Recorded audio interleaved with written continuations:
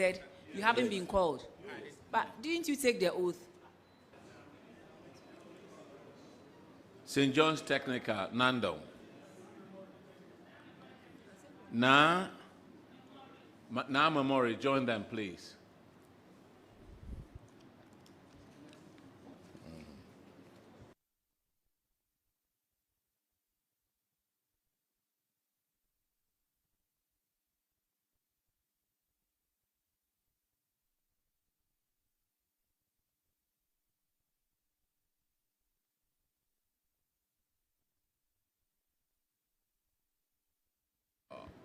Okay, clerk, administer the oath, please.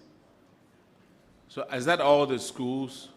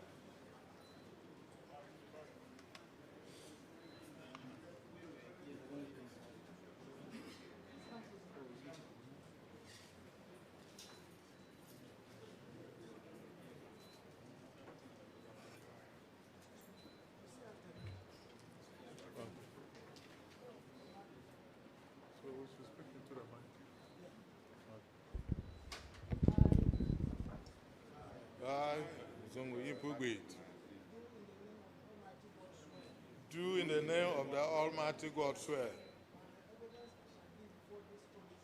that the evidence I shall give before this committee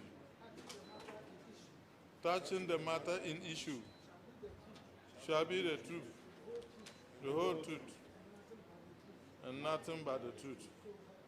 So help me God. Okay, St. John's Integrated. Is that you sitting now there? All right. Introduce yourself to the committee, please.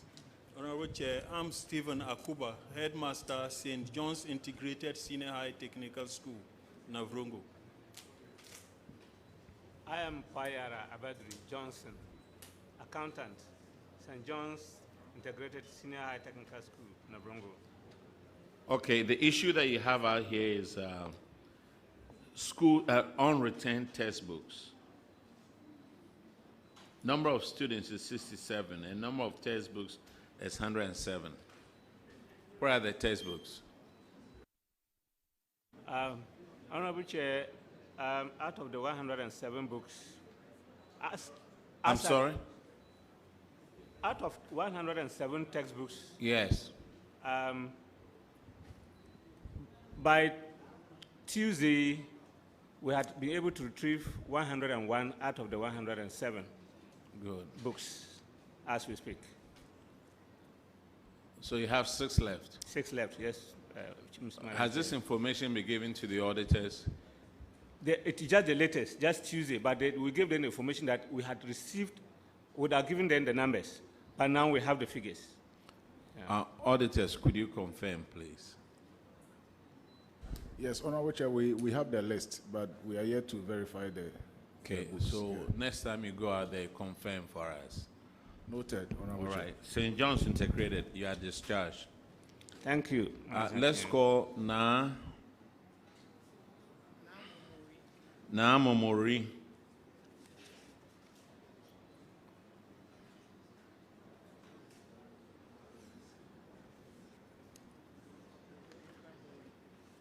Please introduce yourself to the committee. We are Sophia Mwengo, Principal, Namamore Technical Institute. I am Evelyn Bon, Accountant, Namamore Technical Institute.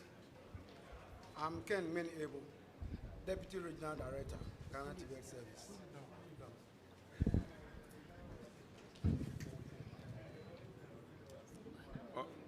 Okay, your infraction is on paragraph 472, and Honorable L.A. Akrogu will take care of that one. Thank you, Mr. Chair. That's the okay. So you are owing 1,528 cedis. You know about the story, right? You came prepared. Okay, we are listening.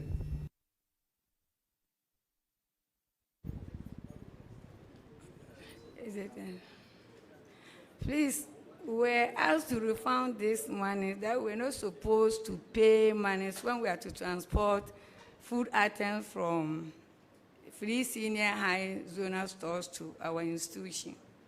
So when it happened like that, I wrote to the free senior high technical school on 2nd January 2025.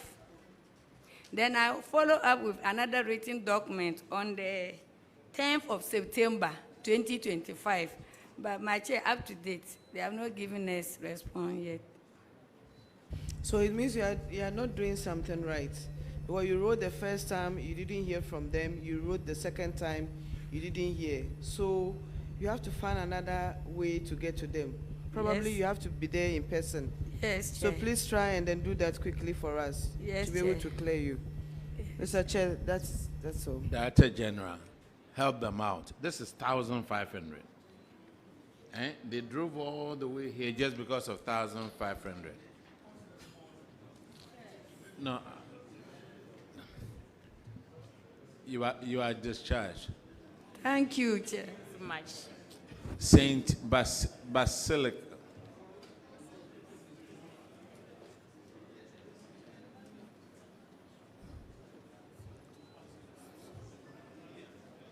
Please introduce yourself to the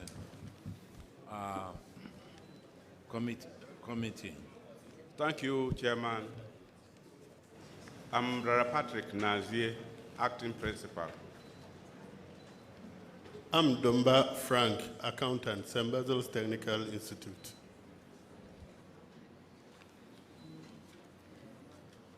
Your infraction is on paragraph 459, and Honorable Pay2 will take care of that. Chair, thank you. Also, the same issue, unpaid utility bills amounted to 120,414, and I want to know how far, what you have been done to rate. Thank you, Chairman. I would like, permit me to let my accountant give us. Honorable Chair, as at September 2025, the utility bills have been paid, leaving a negative balance of 11,000.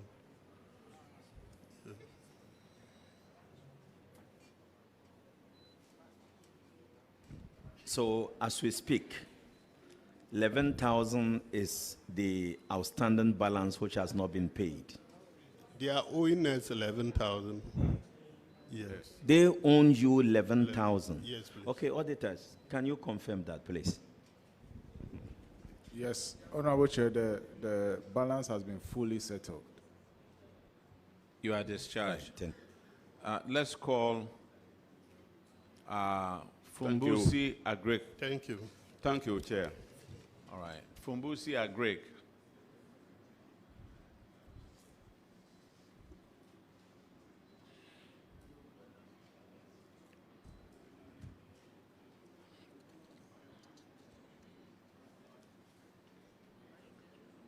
Who's it?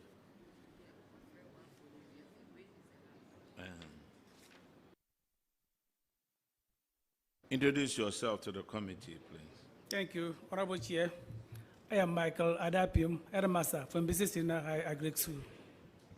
I'm Dennis Abaswe-Anka, the accountant.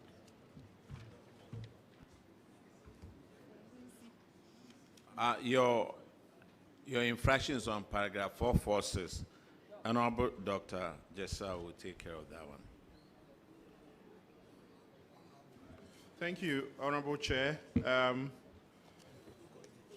This infraction has to do with abandoned projects. And for Fumbisi Senior High, you have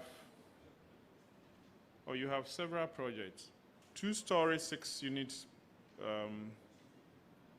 3-bedroom flats, 2 units semi-detached staff quarters, 3 of them, 4 unit teachers quarters, and then headmaster's bungalow.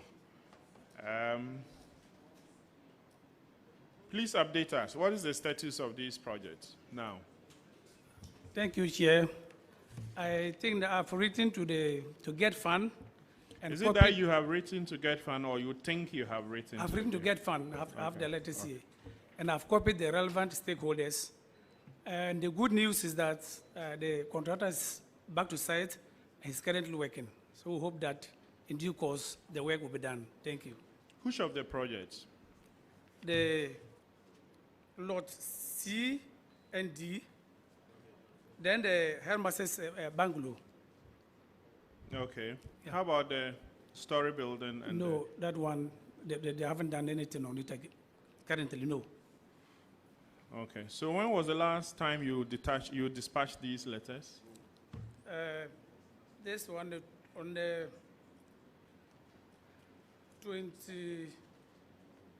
the first one was 21st February 2024, and the remainder 1st September 2025.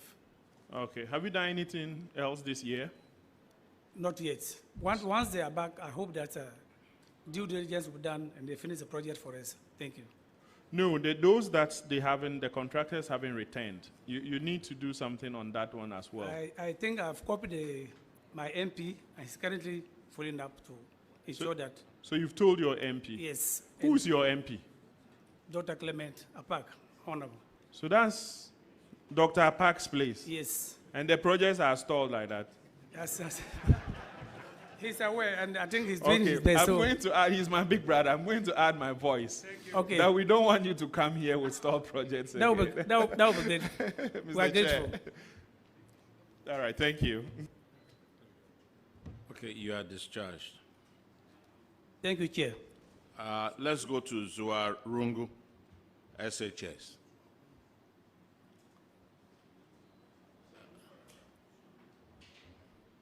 Ah. 421.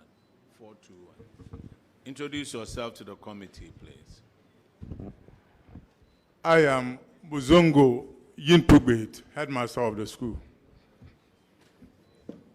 I'm Sefi Amo Komla Stephen, accountant of the school. Okay, Honorable Jessa will take care of that. Thank you very much. Mr. Chair, when the headmaster mentioned his name, then I remember our secondary school and the authority with which the voices came from our headmasters. There's an audit query of collection of unapproved fees. You were found to have billed your students and collected from 147 of them a total amount of 36,042 Ghana cedis as damage fees, what you describe as damage fees. There was no evidence of prior approval of these fees from the educational authorities. Why did you do that, Mr. Headmaster? Thank you, Mr. Chair. With this issue, if the chair will permit, I will push it to my accountant to respond. No problem. The Honorable Chair, the said fees were paid by past students, which was meant for damages. When we came, it's something that existed. We do not know that there wasn't any approval. So when they were alerted that there was no approval, we contacted the various institutions and the leadership. And they said there was a document, but we never cited the document. So we have since stopped collection, and we are now making efforts to pay back to the students They are the former students. Their fee. Yeah, so that's what is the state of the issue now. Thank you. So you are saying that you collected these monies from past students for damaged items. How Yes, did you please. get that? Because they are gone. No, when they come to collect their testimonials and then certificates, the bill is already there. So when they come, we cross-check the amount they owe, then we'll charge them, we'll pick the money from them. Oh, okay. So you had these bills, unapproved bills, waiting for them. Yes, so please. So if they come to collect their certificates, then you will charge them before you give it to them. Yes, please. And what did you do with the money? It's meant for maintenance, and then the printing of the testimonial for them. Okay. So, Mr. Chair, it's established that they didn't have any legal authority to collect these fees. And they are saying that they are now making arrangements to return the money, refund the money. What exact arrangements have you made to refund that money? We are in the process of getting, we have actually made a list of the students that are involved and the cost total, and trying to get funding to refund to them. This cannot be true. This was an audit that ended in 2024. And you are now trying to make the list and seeing if you try and get funding to refund them. Can you be honest with the committee? What exactly have you done to refund these monies illegally collected from the students? The 36,042. Actually, it is something that existed. We did not know that there wasn't an approver. It is when the auditors So when you came and you now were in charge of management, yes, and the students came, yes, you saw what they had to pay, didn't you? Yes, please. So did you question yourself why they are paying what you are asking them to pay? We actually knew that there existed a document, but it is that we've not cited it. Even when we met at with the Charles. No, but you were now in charge of management. No, when they are paying, can you just listen to me? Okay. So when they are paying, you know they are paying this to you. That's the point I'm making. Yes. And so whether a document existed or not, you were in real time, you knew that they were paying money to you that you didn't have to take. And you put undue burden on parents. That's the point the auditors are raising. That's why we have stopped collection. At the time, our attention was drawn to the fact that there was no any document to support the collection. That's fine, but what are you now doing to make sure you pay them back? Mm-hmm. What is the arrangement to pay the money back? Mr. Chair, in fact, when I came into office, I'm barely 3 months old in the school. And as part of the handing over news, my attention was drawn to it by the outgoing headmistress and then the accountant. So, and he just narrated what he narrated here. So I asked that with the stoppage that they had put in place, if you are owing somebody, you must make the person be aware that you are owing the person and you have the intent of paying the money. So I called for the list that we were owing the students. Then I informed the old students, they have a platform, that this was what was happening. So they should put it on their platform. And that, in fact, the account, there's no money as of now. So anytime we are able to organize resources, we'll remit it to them. That is what I can say on it. Do you have a list of the people that you owe? Mr. Chairman, I've not heard you. Do you have a list of people that you owe? Yes, Mr. Chair. Because the accountant says something about we are in the process. We have. So you have a list. How many people do you owe? 147. 147. What is the largest amount that you owe somebody? It's the same amount, 200. The same amount. 241. 241. But this audit covered 31st of December 2024. So what have you done the last, 15, 16 months? Mr. Chair, my briefing tells me that when the audit was done and the query was raised, the administration then was trying to get the document that gave them the legal backing to collect the fees. So they spent some time looking for the document they couldn't get. So now going by the query, there were two options the auditors gave us. We either pay the money back to the students, or we'll get the legal backing that made us to collect the money. So since they were not getting the legal backing, the next option is to get the money back to the people, and that's what we are working on now. You've put it on the students' platform that you owe them. I asked the old students, their executives, to put it there that we are owing them. So pay them. Mr. Chair, I've heard we will do the same. So, Mr. Chair, just to conclude by saying that whichever way you turn it, Charles, then your school's board of governance, neither of them has the legal mandate to impose or approve collection of fees. It's only the Ministry of Education acting under appropriate legal framework that has such an authority. So please be guided.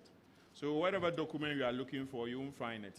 There is no such document. Thank you, Mr. Chair. Okay. How long is it going to take you to pay this? We are talking about 36,000. Mr. Chair, give us up to the next 5 months. 5 months? Yes, Mr. Chair. Where are you going to get the money? That is, normally these monies were kept in the school account and they were used for maintenance work. Maintenance. So okay. I intend to bring it before the PTA. That is the problem we find ourselves. And see how they can support. All right. Thank you.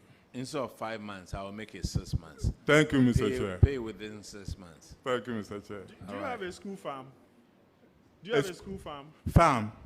No, we're now trying to establish a poultry farm. It would be a very good source of revenue for you to handle such things. Thank you, Mr. Chair. All right, you are discharged. Thank you. Now let's go to the next school. Is something integrated. No. Sirigu Integrated.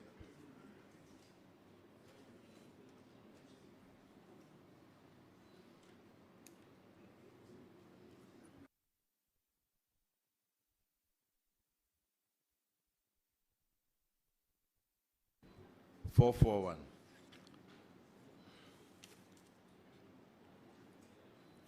Okay, Sirigu, introduce yourself to the committee, please.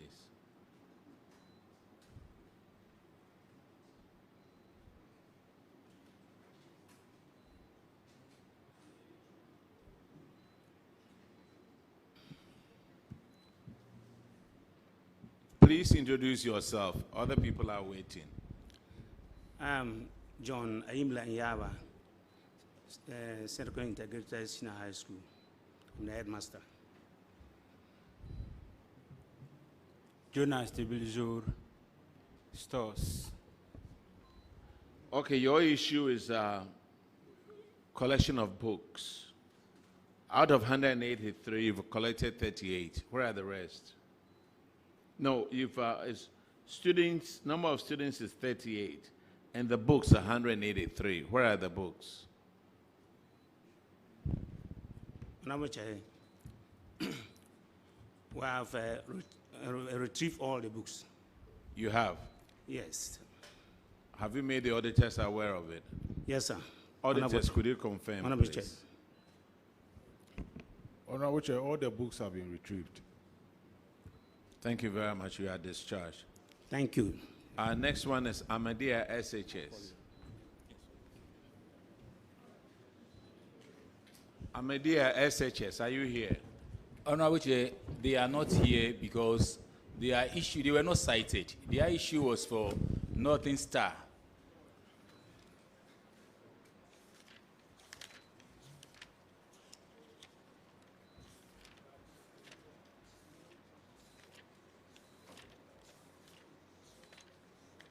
The unearned salaries and allowance of 5,000. That is the second infraction for Northern Star, which was handled.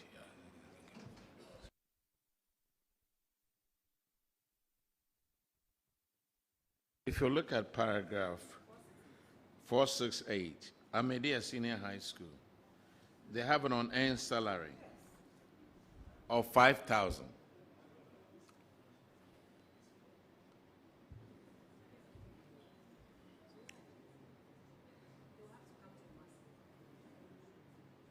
Auditors, you want to give us an update?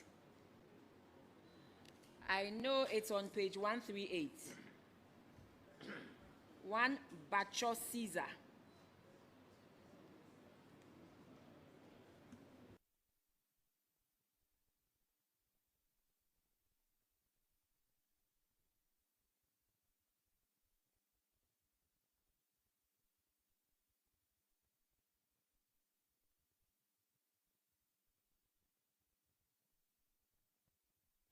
Okay, the issue has been resolved. It is for another school. All right. So it means we're done with all the schools, right? Yes. Chairman, I want to thank you very much. All right. And wish you Allah's blessings while you stay until you leave, and safe journey. Thank you. All right, thank you. Now let's call the big boys.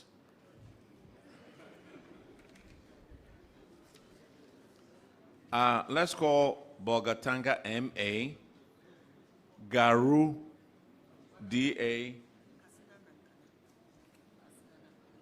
Kassena Nankana West Municipal, Sissala East,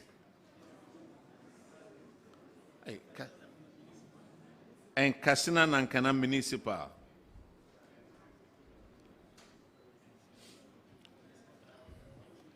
And let's administer the oath to all of them.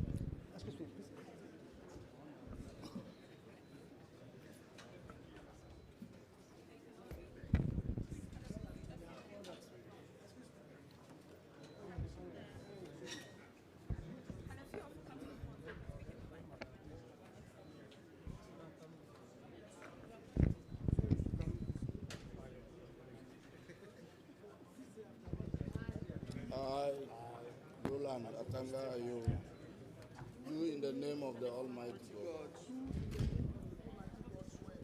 Do in the name of the Almighty God swear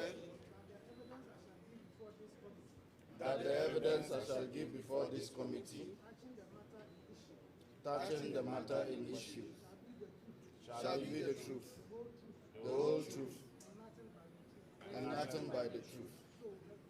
So help me God. Let's start with Kassena Nankana Municipal Assembly.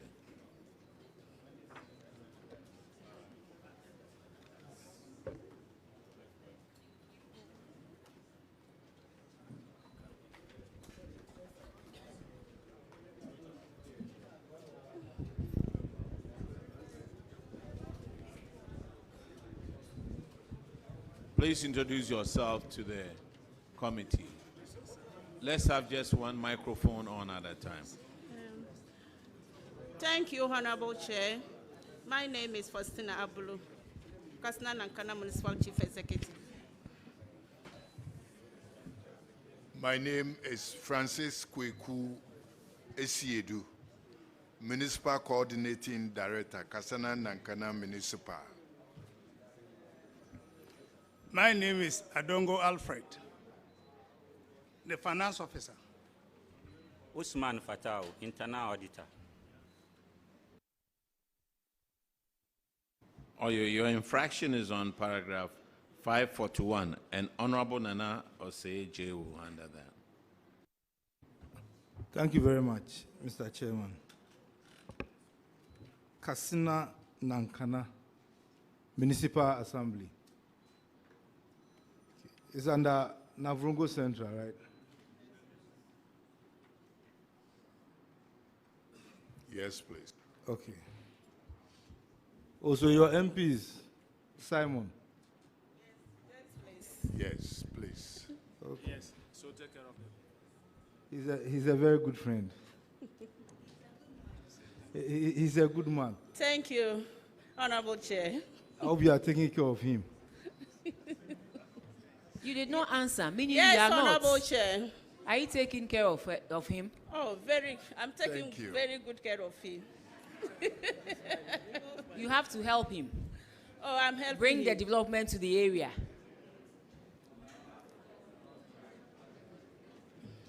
This is, you are not smiling. Oh, I'm smiling. Madam, as from this your posture, it means maybe all is not cordial between you and your. Oh, Honorable Chair, all is well. All is well. We thank God. Continue to support each other, because at the end of the day, it is the development that we all want to bring to our various districts and municipals. Beyond that, nothing. So let's support each other, make our work good, easier for us, so yours can also be easier. Thank you, Honorable Chair. We are working together. He's here, he can testify. Honorable, please support Honorable DC, while she also supports you, so you all succeed together. Thank you, Chair. She actually bears my mother's name, so I call her mommy. So that's so sweet. Thank you very much, Chairman. Honorable MC, your infraction is in effect to 6 payment vouchers, which were not available when the auditors came. May I know whether you've been able to submit these payment vouchers? Yes, thank you, Honorable Chair. May I hand over to my finance officer to answer this question? Thank you, Honorable Chair. Honorable Chair, we've been able to retrieve those vouchers, and they are here for verification.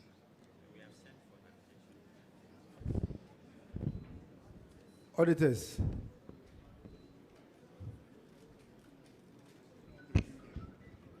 Honorable Chair, they have informed us of the fact that they've been able to find the payment vouchers, but we are yet to verify them.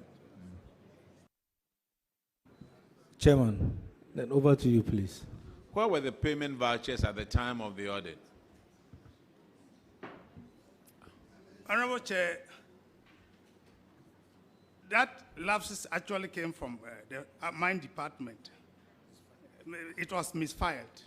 Misfiled? Yes. You are the accountant, right? Honorable Chair, yes, sir.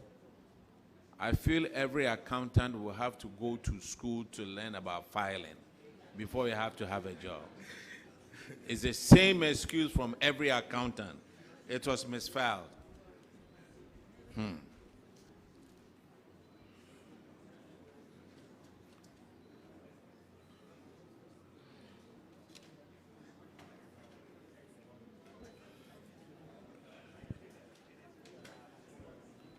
All right, let's see. Is that the only infraction you have?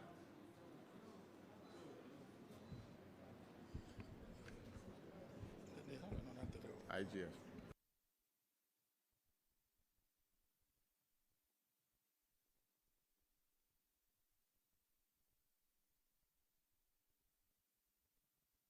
Infraction in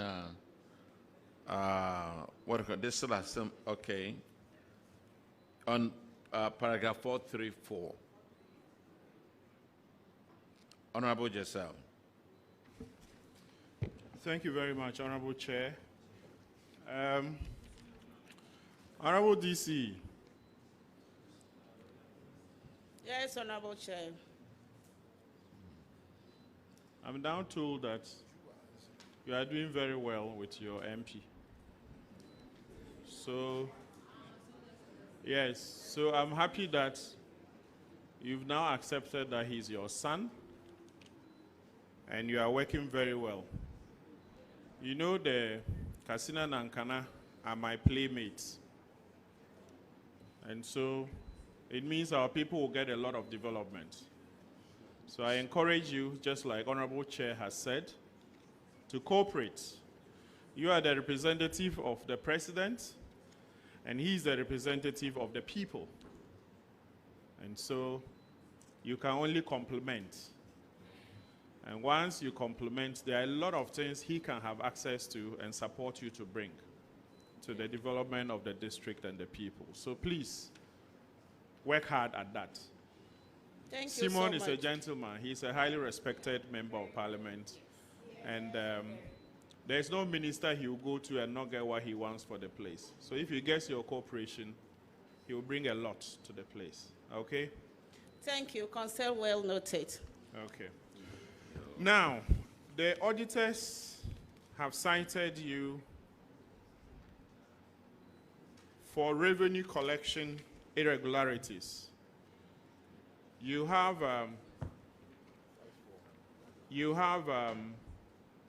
Adapesa Albert, who takes an annual salary of 40,399, and then he only collects 17,100. How come? What's the problem? Thank you, Honorable Chair. My finance officer will answer this question. Thank you. Honorable Chair,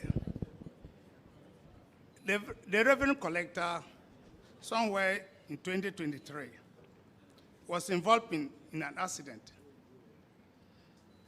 And then alongside, he had health problems.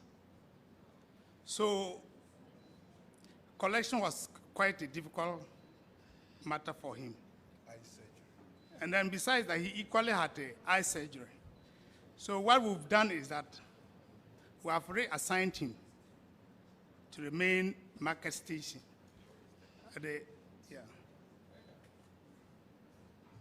That has caused, that has brought about that problem. When did you do this reassignment? We did it in March 2025. And there's a letter to that. And how much is he collecting now? Honorable, unless I refer, I have not actually looked at that. Look, don't play these games with us. You knew you were coming to answer this question. This guy gets paid 40,000 Ghana cedis a year. He brings in just 17,000. And you said you have reassigned him. Still be collecting, what do you call it, that? Revenue? Hello, sir. I'm talking to you. Is he still collecting revenue from you? Yes, Honorable, I'm just trying to get the figure for you. But you knew you were coming to answer this question. So I'm getting the figure for you. Look for. Maybe I should let you wait. We take care of other people, then we come to you. You call the figure. For now, from January to March, he has been able to collect 5,500. 5,500, January till now. Look, does he have to be a revenue collector? Can he do something else? Because obviously, 40,000, he's not able to collect even enough to pay his own salary. Honorable Chair, as we actually stated, management had a problem because he had health issues. And so what management did was, looking at the problem at hand, he might not be able to collect so much. So management decided that let's reassign him. And the reassignment, because he still belongs to the revenue section, we have to take him from the field collection and then send him to a place where we feel that he can manage better, which is, we took him to the lorry park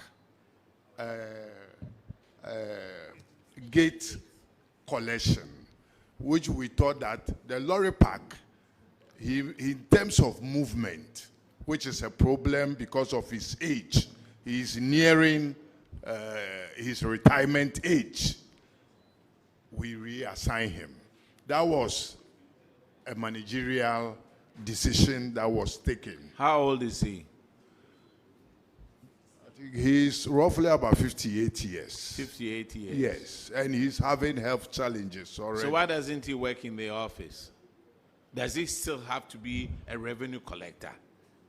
And then why don't you get someone else out there who can collect more revenue for you? We'll take your advice. My goodness, if it has to take me. Yes. To tell you, with all these months and all these years that he's not able to do it, let's go to the next infraction.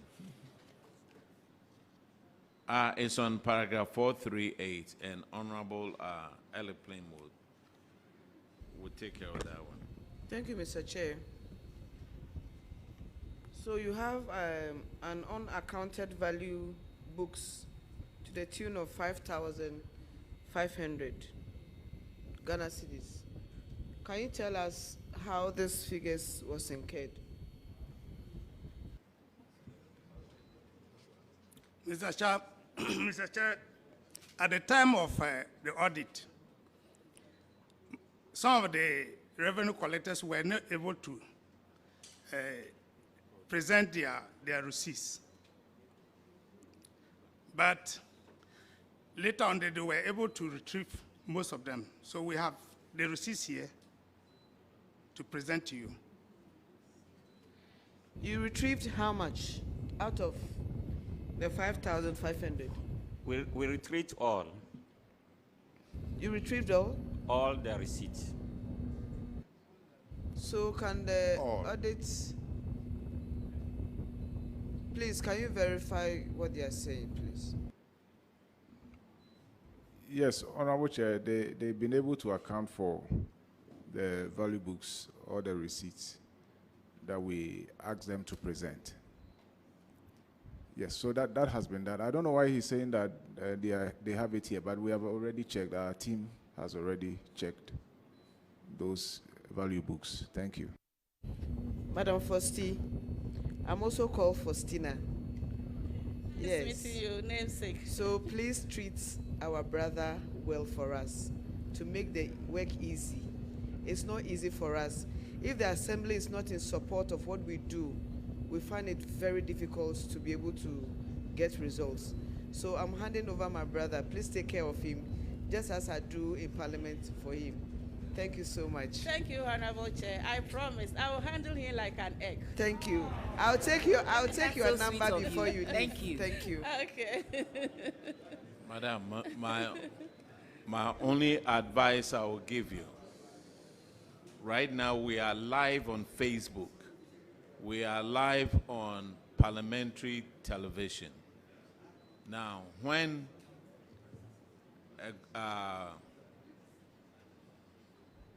you go by a Smith and he's hitting at a point, it means there's something going on. The whole world is watching you. The whole world is listening to you. Me, I don't know what's going on, but a word to the wise is enough. No. Thank you, Honorable Chair.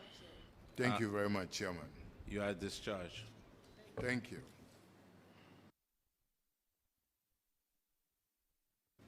Bolgatanga MA.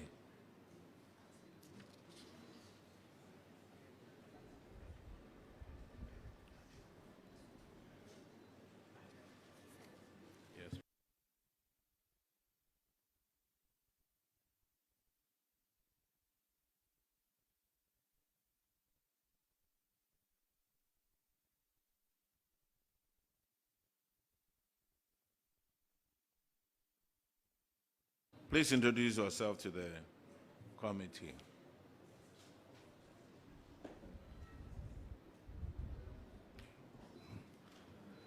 I am Roland Atanga Ayo, Municipal Chief Executive, Bolgatanga.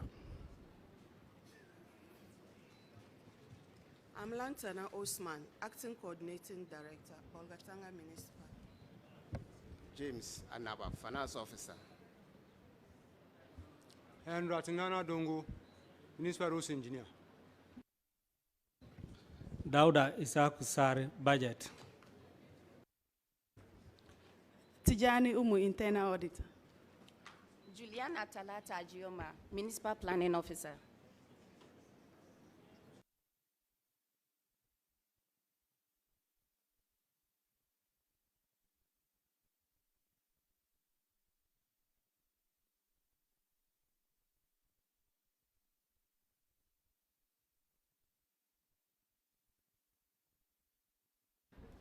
Now, Bolga Municipal.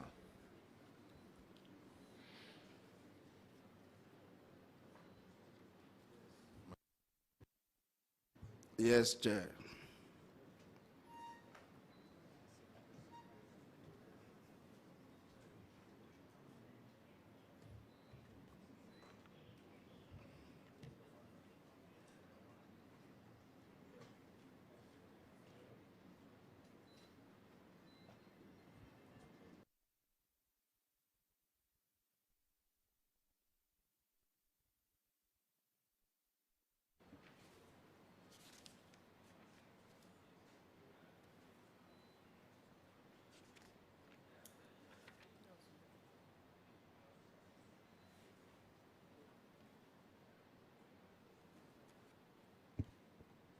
Is this Bolga East? Bolga Municipal. Bolga Municipal, Honorable Chair.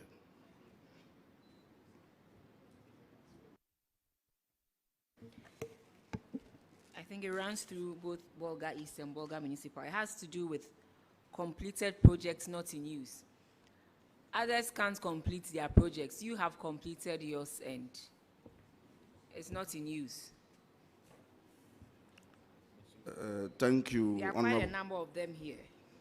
And for Bolga Municipal, I think you have the construction of a retaining wall and filling works. You also have a construction of mechanic sheds, police station, and public washroom. There's a construction of a 2-story, 40-unit lockable store and fire post. A construction of mechanical sheds and construction of mechanical sheds, and then finally another construction of retaining wall to the tune of 14.14 million Ghana cedis. in addition to the other 2 districts. So maybe you have to speak for yourself. Can you give us an update on why you have completed, but the projects are not in use? Thank you, Honorable Chair. This project is a World Bank funded project, which is done in phases. So we have phase 1 and 2 completed. Phase 4 and 5 is about 90% complete. The reason why it is not in use is because it complements each other. 2, World Bank Please, when you say it complements each other, what do you mean? The one thing leads to the other one. It's supposed to be used jointly. And What then is supposed to be used jointly? Come to earth and speak in plain language so that all of us will understand. we Because have we really don't know the we have to terrain and move the place. we Yes. have to move in mechanics, artisans. There is a fire post, there is a police post, and so it is in phases. And so once we have phase 1 and 2, which is completed, So when the you phase move 1, in, what is it made up of, please? What is the phase 1 made up of? phase 1 is made up of where the artisans are supposed to be, the police post, and that of the fire post. The other phase 4 and 5 is about 90% complete. And what is that? What's the phase 4 and 5? That is, excuse me. Okay. Honorable Chair, I'll let budget assist in that direction. Thank you, Honorable Chair. This is the Center Cities project. The phase 1 has to do with a public washroom, the police post, then 2 number 8-unit mechanic sets. The phase 2 has to do with 40 number lockable stores with the fire post, then with 4 number mechanic sets, 8 units. In total, the sets are 48. We have engaged the mechanics, which we have allocated to them, but unfortunately, because we are unable to complete the UDG 4 and 5 project, and the UDG 4 project has to do with a road, the construction of inner roads and street lighting.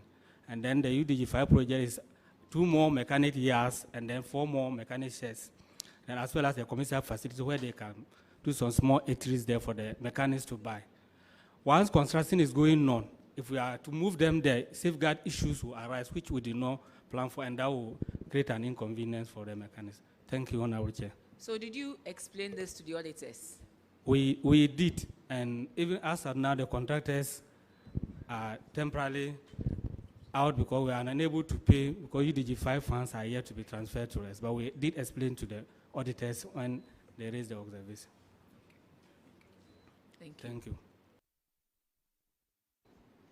Now,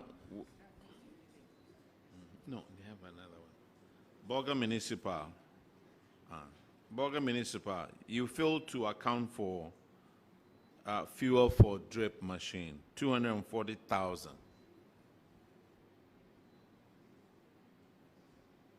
Thank you, Honorable Chair. We did consume the fuel, but the challenge we had, the auditors wanted to see it on the logbook, but the drip equipment came without numbers, registration numbers.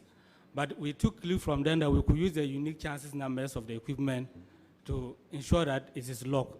And we did that and provided the information to the auditors, together with the pictures of the works that we have done, including the road openings and reshapings that we've done. Are you sure of what you are saying? Yes, Honorable Chair. And because when they came in, our auditors, they claimed that they showed you that. What says you? Yes, Honorable Chair, when you look at the works, you can say yes, the pictures and everything shows that they have done the work, but as to the quantum of fuel that they used to carry out that particular works has been the challenge for us, because they are supposed to account for that. Because they were not locked, it's very difficult to be able to assure yourself that they have used the fuel for the works that they are talking about. Sir, we are talking about 240,000 Ghana cedis, and you couldn't log it? On our chair, I did indicate that we were challenged because the equipment did not have registration numbers. But the Which equipment are you talking about? The trucks? The drip equipments. The drip equipment. There are several other equipments in it. You mean the trucks? Yes, Honorable Chair. The trucks didn't come with any numbers. Registration numbers. So when the auditors came, they advised us that we could use the unique identification number, like their chances numbers, yes, to log in the fuel so that they could verify. And we have since done that. No. Listen, don't mix apples and oranges. You may have done that in 2025 or maybe 2026. We are talking about 2024 when this occurred. When the auditors came, when it occurred, we were picking the fuel from a filling station. The dates and the quantum of fuel taken is there. The auditors' challenge was that they couldn't have tied it because there were no unique numbers. So we tasked the drip coordinator with the urban roads engineer to ensure that the chances numbers that consume the individual fuel are linked to it so that we can make it available for the auditors. That's what they wanted. And yes, and we did that. And you did that before 2024? No, that was after that the is audit. all, Master. Thank you.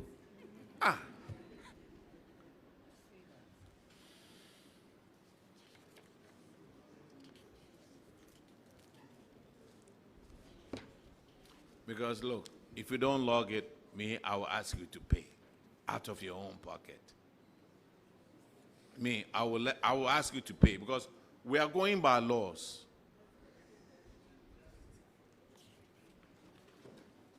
Okay, you are discharged.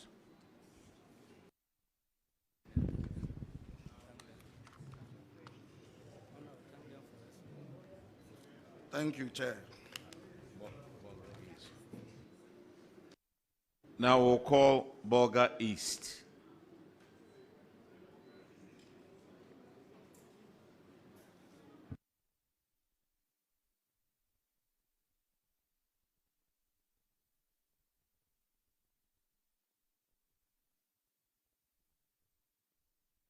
Hey, if they are not here, Garu.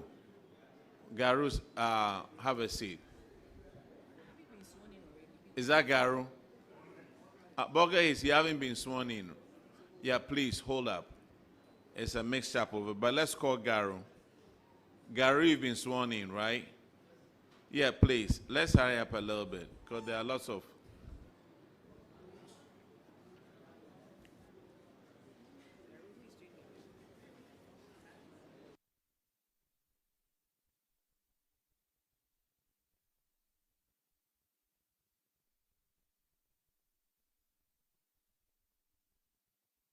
Introduce yourself to the committee, please.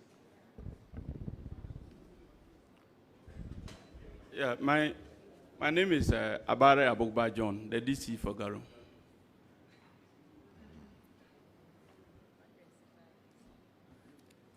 Honorable Chair, I'm Nana Yaweduse, the coordinating director. Thank you.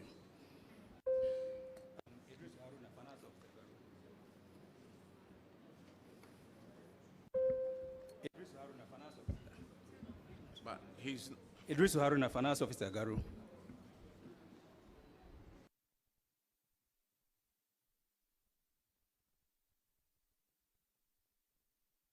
Okay, Honorable Duke Ofriata will handle Garu. Thank you, Chairman. Chairman, the infraction is unremitted taxes, a violation of withholding tax procedures, which is stated in Section 116 and 117 of the Income Tax Act 896. The auditors noted that 8,919.84 pesos was withheld from an amount of 63,211.54. But this was not paid into the GRA account. Why was that, and have you done the payment?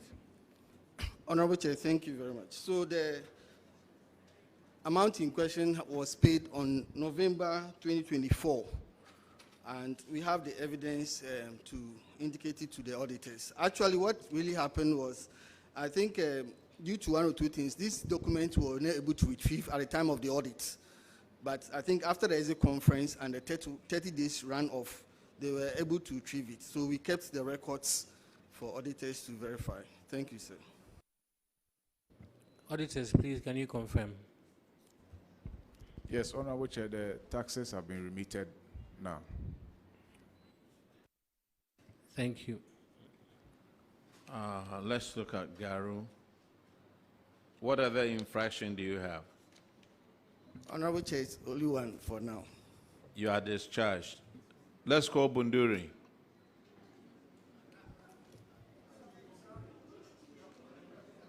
Huh?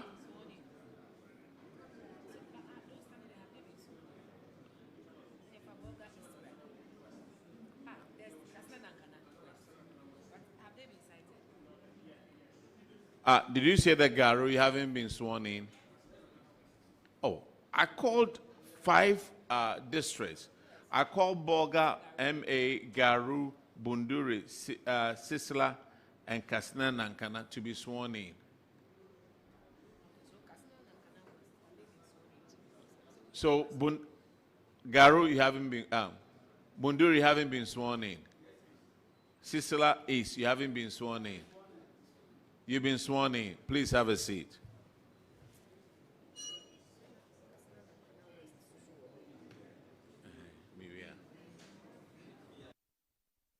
Me, I'm pronouncing it the way they've written it all.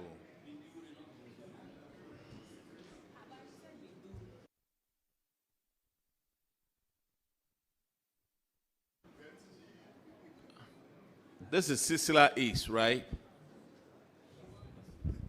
Yes. Is that Sissala East? Yes, Honorable Chair. Please introduce yourself to the committee.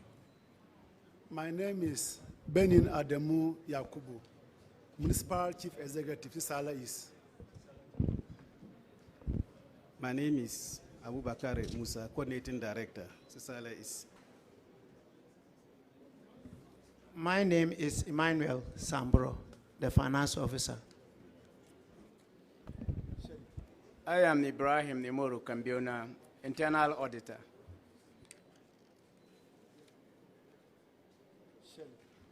Okay, your issue will be handled by Honorable Sebastian Day, and it's on paragraph 464.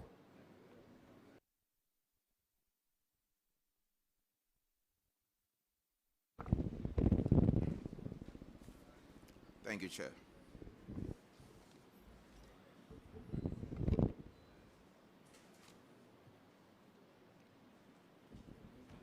Yeah.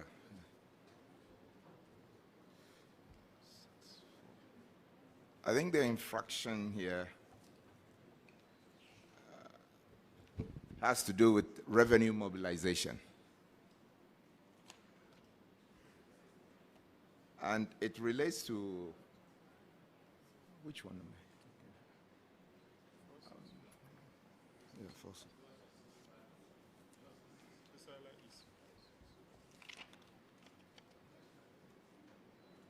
Sissala East. Yes. Yes. A number of districts and municipalities fell short of their revenue mobilization. Sissala is among the 5 that is listed here.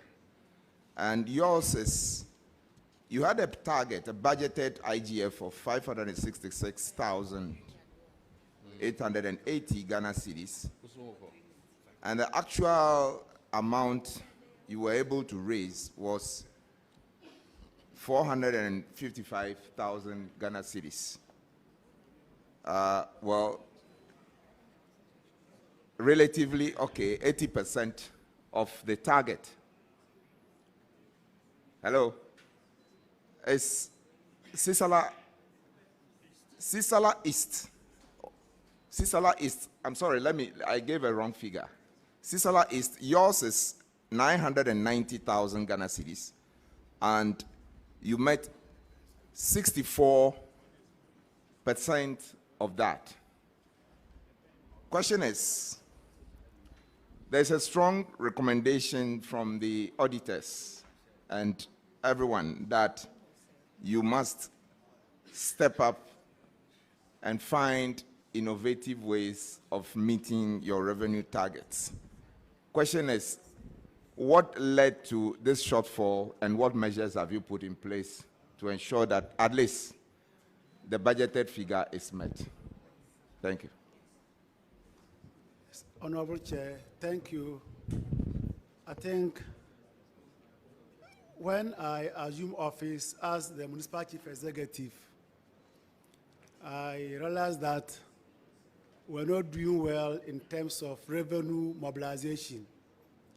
So we have to engage some stakeholders in the municipality, like the chiefs, the revenue collectors, the area council, chairpersons, and other unit committee members. We were also able to actually form a task force to go out to support in mobilizing our revenue. Then the good news is that based on the 2024 IGF mobilization, 2025, we were able to almost mobilize about 200% of that amount. So speaking to you currently, we have a vibrant team being put in place to ensure that we improve further on our revenue generation in the municipality. What was your budget for 2025? 2025, our budget was, it was 674,500 Ghana cedis. The understanding is that that figure was met fully. Is that the case? Yes. Yes. Honorable Chair, we were able to mobilize 1,334,513.35 Ghana cedis for 2025. Relative to the budget is what I'm talking about. What percentage of the budget was met? 2025 figures.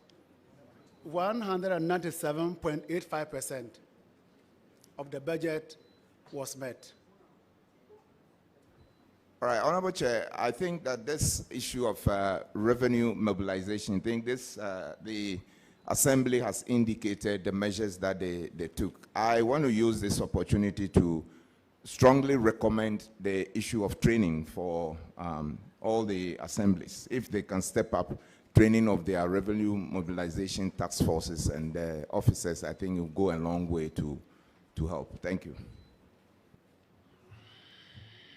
All right. Now the next infraction is on paragraph 607. Honorable Simon.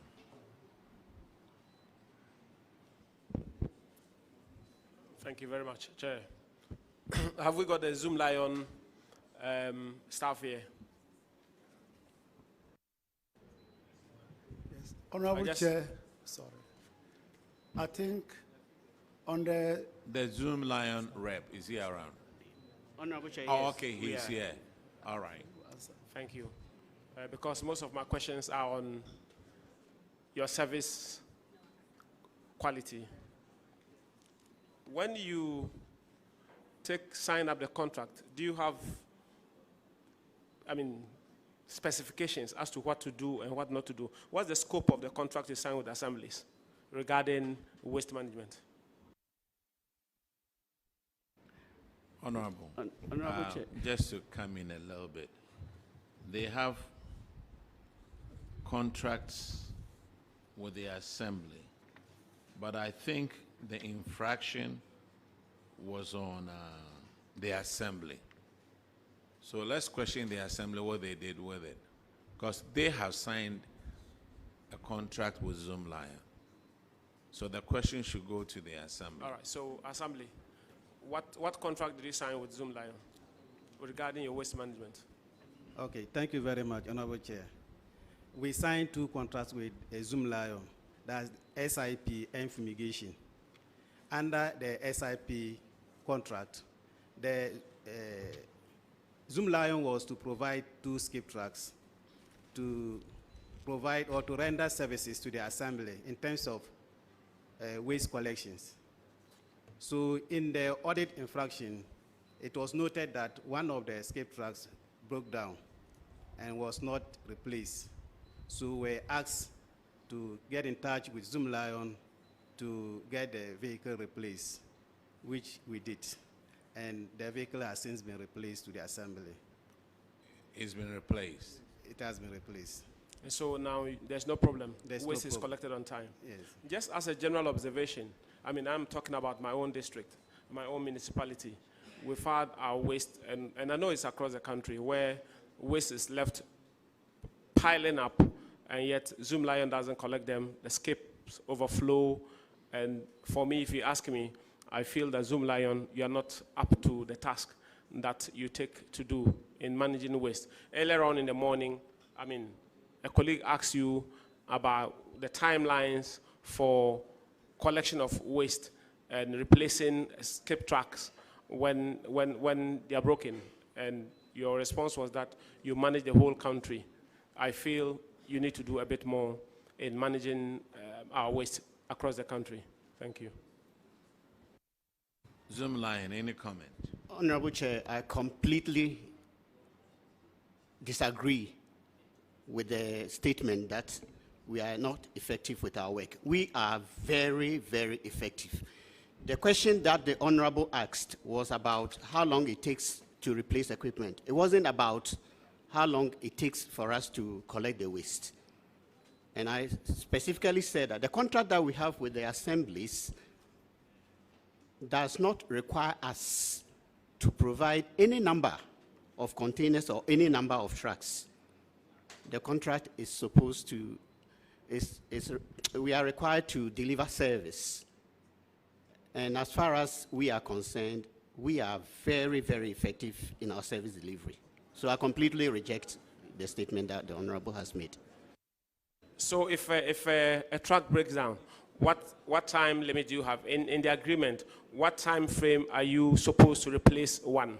If you have a truck broken down and the waste is piling, what's the time scale that you have to replace them? We do not have any stated time in the contract to replace the equipment.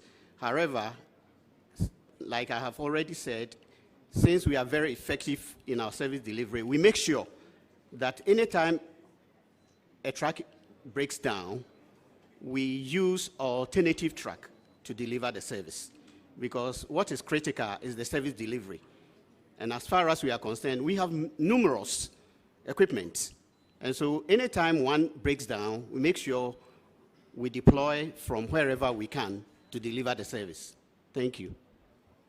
Zoomlion, I want to tell you on authority from my municipality that I've received phone calls from constituents about your inability to collect waste in my assembly. And it's not just my assembly. I know there are people, I can hear the murmurs that are going around. And if you listen to yourself, you can hear the murmurs going around. It is not the case that you are efficient. And I think that, I mean, to be honest with you, I think there should be a penalty system in place where if you fail to collect within a certain time, you should be charged. Assembly, do you have any penalty system in place? Honorable, just let me come in here, please, because we are dealing with the assemblies and Zoomlion. Every assembly over here have signed a contract with Zoomlion. Can any of you tell me or this committee what is in their contract? That's the problem, Honorable. That is the problem. They've all signed contract. Yesterday we had an assembly that said they didn't have any contract, that the newest contract they have with Zoomlion was in 2019. But Zoomlion came here and told us the latest one was 2024. All the assemblies have signed contract. They don't look at the contract. They don't know how many, sweepers should they have? How many should the assembly provide? How many should Zoom Lion provide? They don't look at it. Whenever, this trash piles up, is Zoom Lion. How many containers should you have in your assembly? Do you know? You don't know. So that's where the problem is. If the assemblies read their contracts, then they will know the role they have to play and the role Zoom Lion also has to play. So, Honorable, the people may be calling you maybe because there are supposed to be more containers. But in the contract, how many containers is Zoom Lion supposed to provide for the assembly? And they don't know. That's the issue. Honorable Chair, can I respectfully also make a statement? Yes, sir. The same contract you are referring to require us to be paid. As we sit now, there are 270 days outstanding that we haven't been paid for the services that we have delivered. And we are talking of each day they pay us 1,066 Ghana cedis, 1,066 Ghana cedis to lift the waste. We are making massive losses on the SIP, and we are doing our best. 1,066 Ghana cedis per day to lift containers. So clearly, if for this amount, we haven't been paid for 9 months. In fact, I spoke to the auditors. It's a contract we are looking at. The contract has two phases. We have obligations, but they also have obligations. And I'm saying, for the purpose of records, that for 9 months, Zoom Lion has not been paid by these assemblies. Yes, for 9 months, for 3 quarters. 3 quarters. No, for 3 quarters. Hello. The assemblies have not paid us. So clearly, the payables, I believe the auditors may also have to look at it, because we need the money to also deliver the service. And if for 9 months we haven't been paid, we have to then borrow in order to deliver the service. And that is too much for us as a All company. right. Thank you. This audit is not going to be about Zoom Line and you assembly members, you assemblies. Assemblies, take your contract and read. When they bring the contract, you guys sign it. That is all I'm going to say. You sign the contract. And I bet most of you don't have copies of the contract in the assembly. Chairman, let me just finish on this. So I think your point is well noted. You have to be paid to provide the service.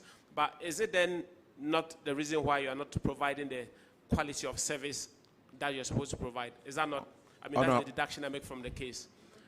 Honorable, just to help you, try and get a copy of the contract from your constituency and then read it. And then you find out that sometimes some of the districts, they are supposed to have maybe 14 containers. But the contract, does it say that Zoom Lion is going to provide you with 14? It may not. It may be 11 or 9, or maybe in actual fact you need about 20. Zoom Lion has a number that they have to give you, and you, the assembly, you also have a number that you need to provide. But they put everything together. That's why I'm saying that our assemblies, they sign the contract, they don't read it, and they put it out there. So we may find out whom we need to blame. Isn't that the case? Let me call other assemblies, please. Okay, Binduri, you will join this group, but we have Dafiama-Busie-Issa, Lawra, Jirapa, Nadowli-Kaleo, Nandom, and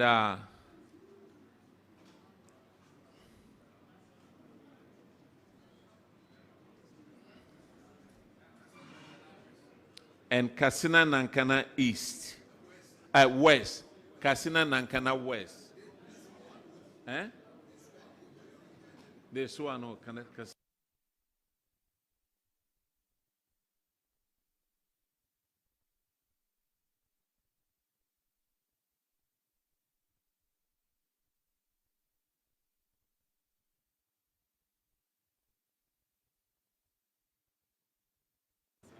look, you are discharged.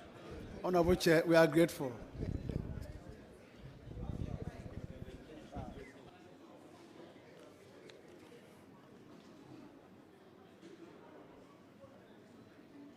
Is Nandom part of the group? Hello, Nandom. And then Lambussie. Lambussie, join them.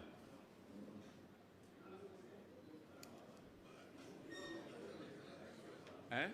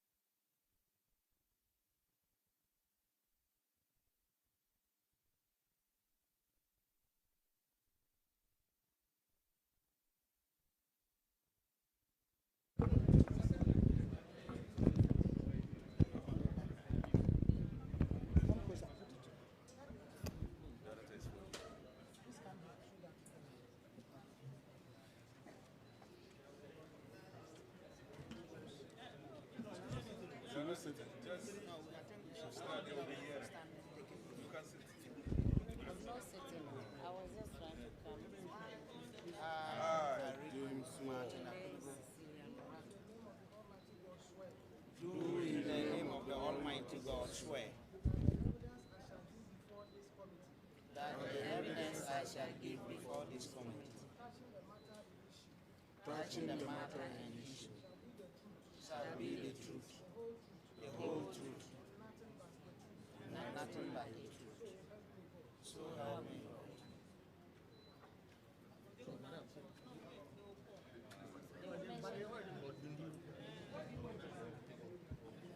God. Okay, Kassena Nankana West.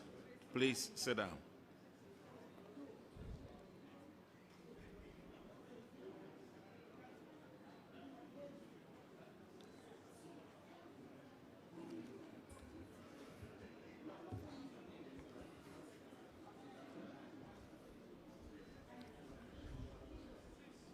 Please introduce yourself to the committee. Hello, listen, you are standing between being examined and going home. When we call you, hurry up and sit down so that we can examine you and another group will come. Everybody wants to leave early, but when I ask you to come and sit down, we are now having conversations. Me, I stay at the hotel. I can stay till 10 p.m. All right, please introduce yourself to the committee. Honorable Chair, I'm in a person of Honorable Stephen Akurga, the DC for Kassena Nankana West. My name is Isaac Mohammed, the District Coordinating Director. Honorable Chair, I'm Abdullah Osman Zeda, District Finance Officer. Enoka Bogre Azampak, Internal Auditor. Okay, your infractions at paragraph 581, and Honorable Duke will handle that. Thank you, Mr. Chair. The infraction is a violation of withholding tax procedures, which can be found in Section 116 and 117 of the Income Tax Act, Act 896. Kassena Nankana West District Assembly. An amount of 5,823.72 pesos was withheld from sales or payments of 164,570.50. The auditors recommended that you pay this to GRA without further delay. I want to know when this payment was done, if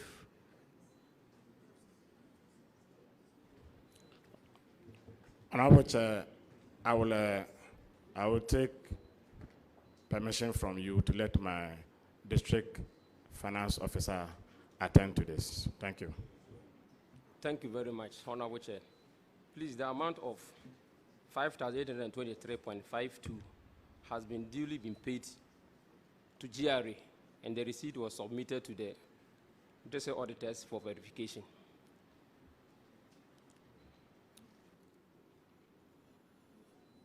When was it paid, please? The date? 2025.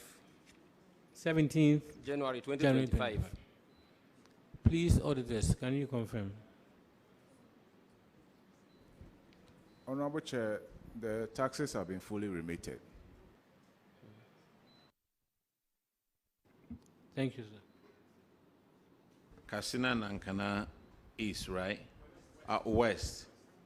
Okay, you've paid the taxes.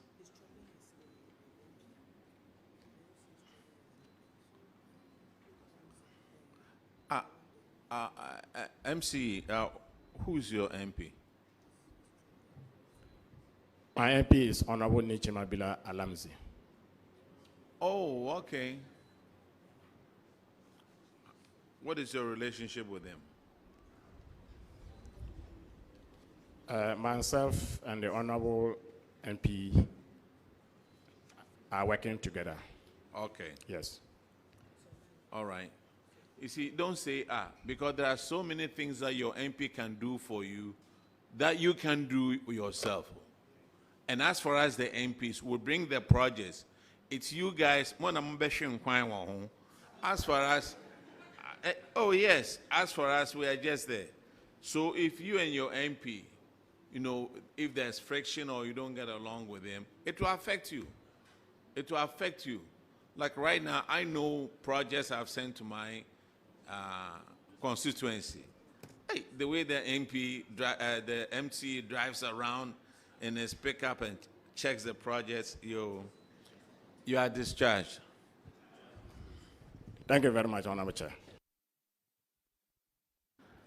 Now, Binduri, have you been sworn in now?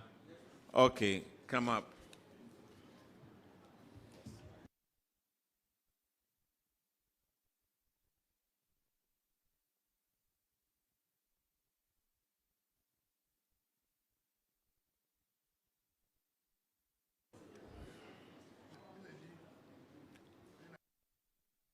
Please introduce yourself to the committee. Ariku Martin Akudugu is my name, the district chief executive for Binduri. Safia Abdullahi, coordinating director, Binduri District Assembly. My name is Joseph Sampambil Tu, district internal auditor. My name is Paul Mba, the district finance officer. Honorable Frankie Ebo will handle your issue. Right. Thank you, Chairman. Binduri District Assembly. You're welcome. Thank you, Honorable Chair. Your infraction is on tax irregularities, payment without VAT invoices.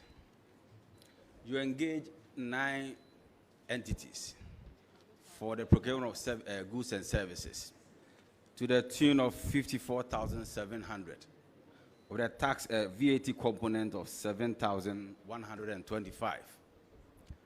For some reason, you refuse to collect VAT invoices, contrary to Section 41(1) of the VAT Act, Tax Act 2013 Act 870, depriving the government of these taxes. What's your response? Thank you. With all due respect, Honorable Chair, I will let my finance officer handle it. Thank you. Thank you very much, Honorable Chair.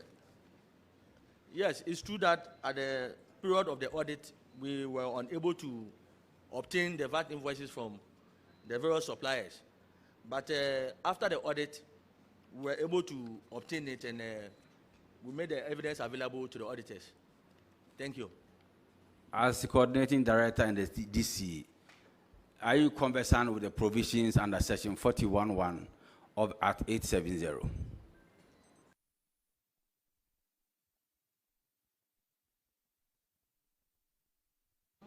No, I said, can you answer? Okay. I'll let my honorable coordinating director answer it.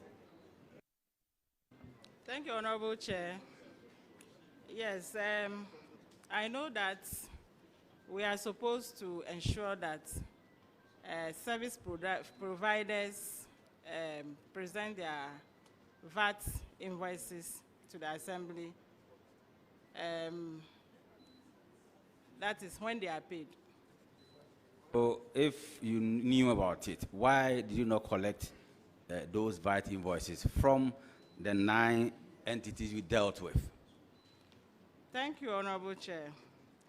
I think when I took over in October 2025, looking through the infractions, I questioned the finance officer, and what I was told was that most of those suppliers or service providers were not registered with the VAT service. And so they were not able to provide the VAT certificates. So I think it's after the audit that they had to pursue them to do that. You know, we are from a rural area, and not all the service providers have such requirements. Thank you, Honorable Chair. So do you know that you're not causing them to pay the right taxes will affect the money you expect from the government, the releases from the government? Thank you, Honorable Chair. And then since then we have complied. Now we deal with VAT registered suppliers. Thank you, Honorable Chair. My last question. So are you promising this committee that come next our next sitting, Binduri will not be cited for similar or same act? Yes, please. It's a promise, Honorable Chair. Mr. Chairman, I'm done. Thank you very much. Binduri, you have another infraction on paragraph 563.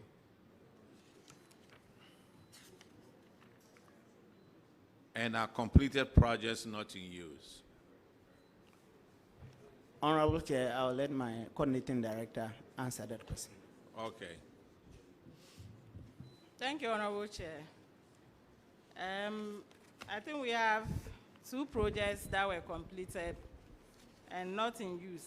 And the reason was that because of the conflicts at that time, the situation was very serious.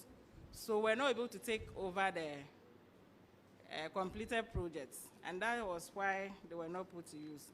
But I think somewhere last year, the situation has now been normalized, and then we took over the project, and they are now in use. Thank you very much. So, auditors, could you confirm if those projects have been completed? Honorable Chair, all the 2 projects are in use now. All right, thank you. You are discharged. Thank you, Honorable Chair. We are grateful.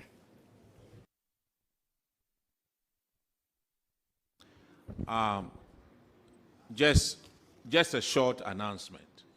Those of you who think you can call Accra to put pressure on me to call your district, you are grossly mistaken. I am the one sitting over here. Call that person in Accra to examine you. Don't think you can call Accra for anybody to put pressure on me. If you didn't want to come out here, you should have straightened these problems with the auditors. Let's stop this thing that you think you can call somebody higher. There's nobody higher than me, the chairman over here today, and I'm in control. Thank you very much. Next one, let's call Dafiama-Busie.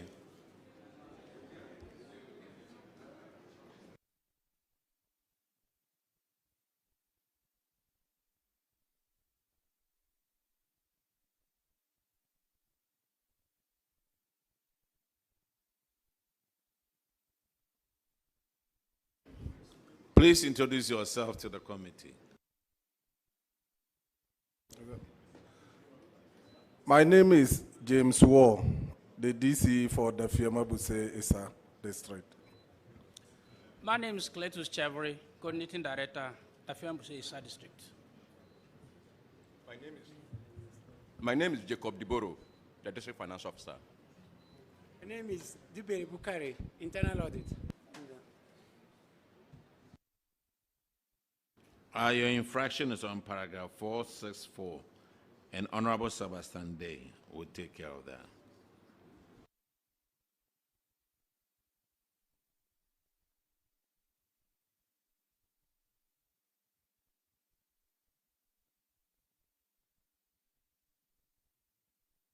Thank you, Chair. Honorable DC. Yes. Okay. Yours is still a district or a municipality now? It's a district, please. And your MP is? Honorable Dr. Munenso Sebastian Sandare. Okay. But the constituents call him Dolara. Was it? They call him what? Dolara. Okay. The man who always smiles. Oh, okay. And there's a dollar in there. Do means man. Okay, great. We have a common first name, so I kind of have some likeness for his district. You're welcome. I think the infraction has to do with your inability to work towards meeting your revenue target.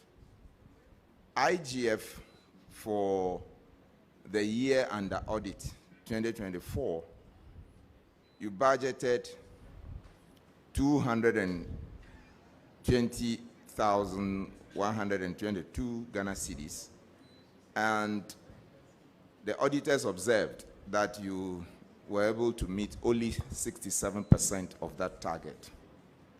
Why was this big shortfall? Thank you, Honorable Chairman. As to the why ASA then, I can't best tell, but I believe it had to do with inefficiency of the revenue collectors. But I can tell this committee that since we took over, revenue collectors have been trained, we've engaged chiefs, and we've made various communities to sensitize them. And as a result, in 2025, I know that the revenue collected was more than double 2024. In 2025, instead of the 148 that was collected in 2024, we had 358,000. And as at this quarter, I know we've gone past 100,000, and I believe the effort have yielded some dividends. So are you on target? Are you on target for meeting this year's the 2025 revenue target? Were you able to meet it? Because what we are considering right now is 2024. Yes. 2025. Can you speak to that as well? Yes. The 2025 budget was 223, but the actuals collected was 358,400. For 2025, you surpassed the target? Yes, please. Well done. But what can you share as the measures that you took? Because other districts are here and they may want to learn from you. I want to believe that sometimes people don't pay or they don't attach seriousness because they do not know the implication. I can cite an example. There was one particular area council in 2024. They didn't bring a penny. When we met the chiefs and councillors and we explained to them, most especially telling them that how much you are able to bring in as IGF also determine how much you benefit from. Honorable, have you improved on it? Yes. Okay, there are 20 more districts behind you. All right. So let's move to the next one, please. Thank you. This is Dafiama. That's Dafiama, right? Yes, please. Let's go to paragraph 607. Thank you very much, Chair. Dafiama-Issa, you're welcome. Thank you. Dafiama-Issa District. How is it with your Zoom Lion broken down track? Is it fixed now? It's fixed and it's on road. And your rubbish is being collected as it should be? Yes, please. Thank you. Zoom Lion, well done. Thank you. Auditors, could you confirm, please? Yes, so, Honorable Chair, it has been fixed. The vehicles are on the road now. Okay, Dafiama, you are discharged. Thank you. Yeah, let's call Lawra.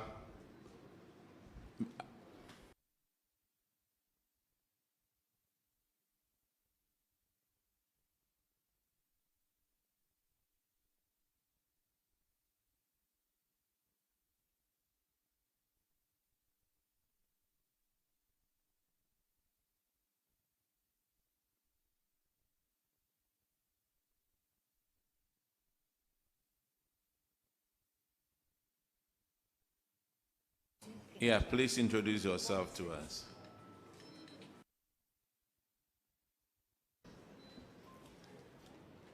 I'm Soyele Cecilia Noratu, the Municipal Chief Executive, Lawra. My name is Isahaku Soku, the Municipal Coordinating Director, Lawra. I am Alasan Emmanuel, the Municipal Finance Officer. Samson Koi is my name, Internal Auditor.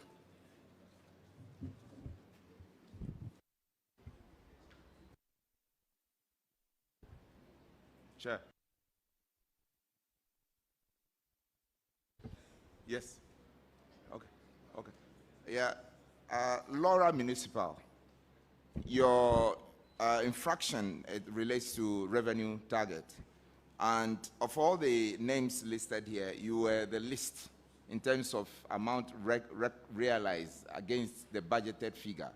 In 2024, the year under review, 274,664 was budgeted, and only 48% of that target was met. Why was this so?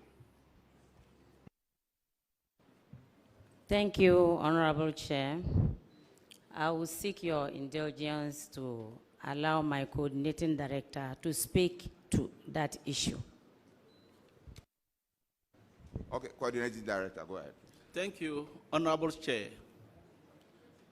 Yes, in that particular year, we did not meet our targets. So we analyzed and diagnosed the problem.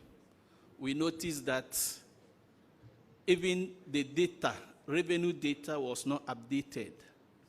We also noticed that we have to move away the traditional ways of collecting and enroll in new areas of collection. Then, by so doing, the following year, we even overperform our target. The following year, 2025, our budgeted figure was 300,000, but we ended up mobilizing 413,099 Ghana cedis, 97 pesos. And this year already, we are on target, and we are sure we will even perform better than 2025. Thank you, Mr. Chair. Thank you. But what led to this motivation? Why was there a surge in the revenue mobilization? You may want to share. Yes, as I said, we diagnosed the problem that was hindering our non-performance and noticed that we have to update our data. So we noticed our assembly store, we have a number of assembly stores, but rent for these stores was due to poor collection. By updating the data, we were able to identify people who were owing us. Then we went after them and mobilized all the arrears. We also realized that we have to do more engagement with stakeholders like assemblymen, chiefs, and we were able to roll in other revenue sources like sun winning, revenue task force, going on market days to our main markets. Then we also improved our database, and by so doing, we are now performing better than we used to do. Lawra District, right? With Lawra Municipal. Okay. Now, auditors, help me out over here. Do we have a Lawra District and a Lawra Municipal?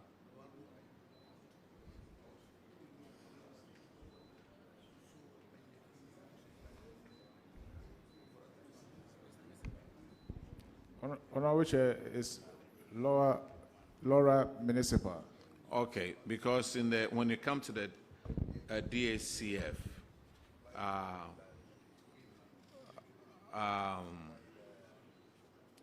paragraph 597, it says Lawra District. Anyway, you transferred 40,000 from the MP's Common Fund to your DACF. Did you have permission to do that? Yes, Honorable Chair. In this instance, we were cash trapped, but we needed to undertake some emergency activities. No, the question is, it doesn't matter what you needed money for. Did you do it with permission? Yes, Honorable Chair. And did the permission come before or after you took the money? It was, we duly asked for the permission from the Honorable MP. He permitted us in written, and after we have paid, we have also showed him evidence of our payment. Did you show this permission to the auditors? Yes, but after the audit. You see, that's what I'm asking. Did you do it before or after you took the money? So you showed it to the auditors after the audit, more than 30 days after the audit. Indeed, we paid after the audit. Master, don't mix it up. Did you have a permit? Did you have a permission to show the auditors Yes. that I had permission before, when they came there for the audit? Did you have it? Yes, Honorable Chair. We asked for the permit on 3rd October 2024.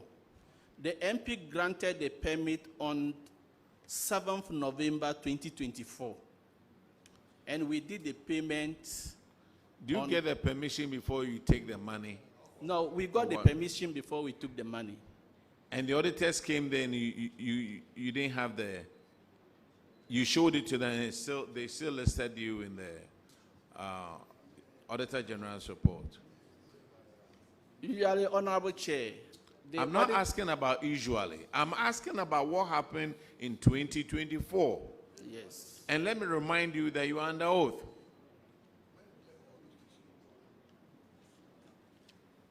Honorable Chair, the two letters are with me here. Auditors, could you help us with these letters? Did they show these letters to you at the time of the audit? No, Honorable Chair, we did not have those letters. It is a reason why we said that it was illegally transferred. So if we had it, we wouldn't have stated that in the report. Now, what says you? What's your position, sir? No, I am the Municipal Coordinating Director. Now, the story you are telling us is different from what the auditors are telling us. You didn't have the letter. You didn't have the permission. Honorable Chair, the permit is here. When they came for the audit, they said it was illegal transfer. If you had the letter permitting you to transfer the money, how come you didn't give it to the auditors? Because they didn't have it. And that happens frequently. Most of the time, as a member of parliament, you go out there to ask for what you have in your common fund.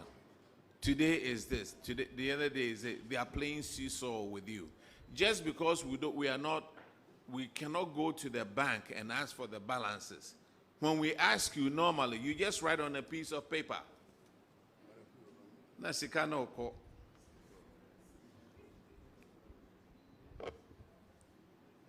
Look, it's very wrong for you to transfer money without permission. And if you get the permission, you need to make sure you have a letter with it.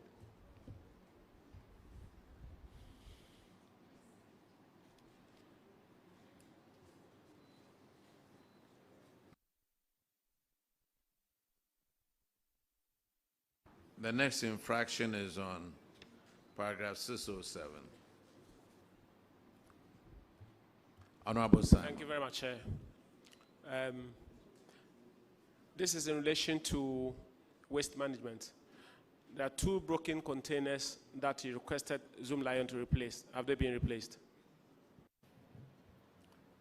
Honorable Chair, thank you for the opportunity. Yes, the 2 containers has been replaced by the Zoom Lion Ghana Limited.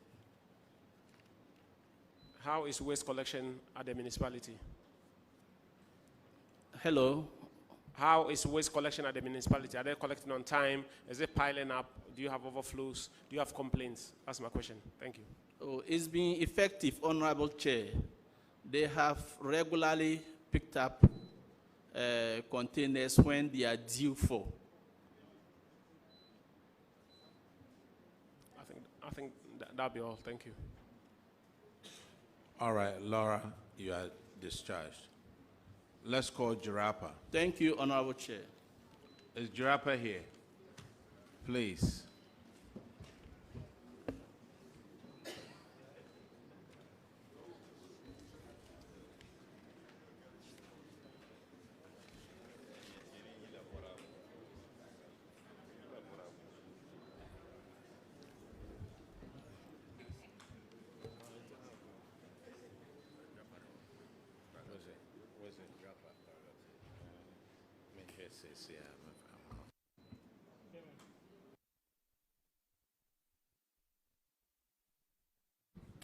Chairman, I'm answering the question on behalf of Nancy.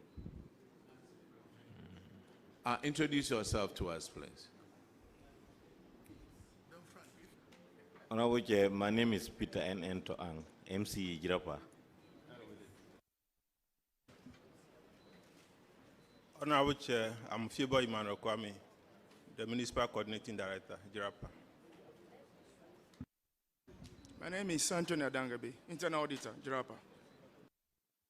Said Adam Kurubori, Finance Officer, Jirapa Municipal Assembly.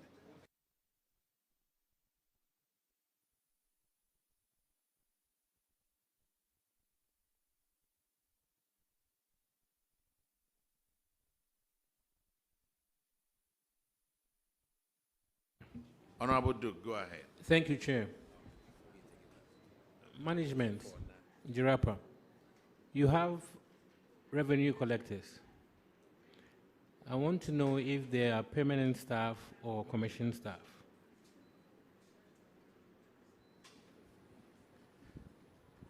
Honorable Chair, we have only 2 permanent staff, and some 2 permanent staff, and then some commission collectors. Okay. There are 4 persons named here: Fuseini Dasa, Kumar Raphael, Douglas Gould, and Nali Tangpi. Are they commission staff or permanent staff? They are all commission staff. Okay. Now the infraction is revenue collected, not accounted for. In the case of Jirapa Municipality, amounts collected from these 4 people was 22,932 cedis. They accounted for 4,319. Douglas Gould and Nali Tangpi had not made any accounts or paid in. I want to know if this infraction has been corrected and when was it paid?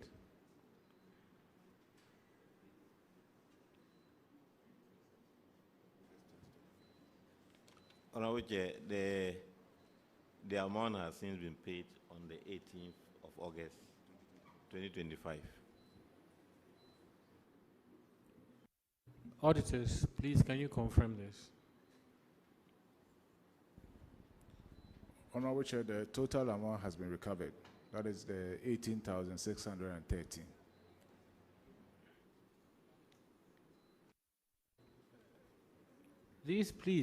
These amounts were collected for the year 2024.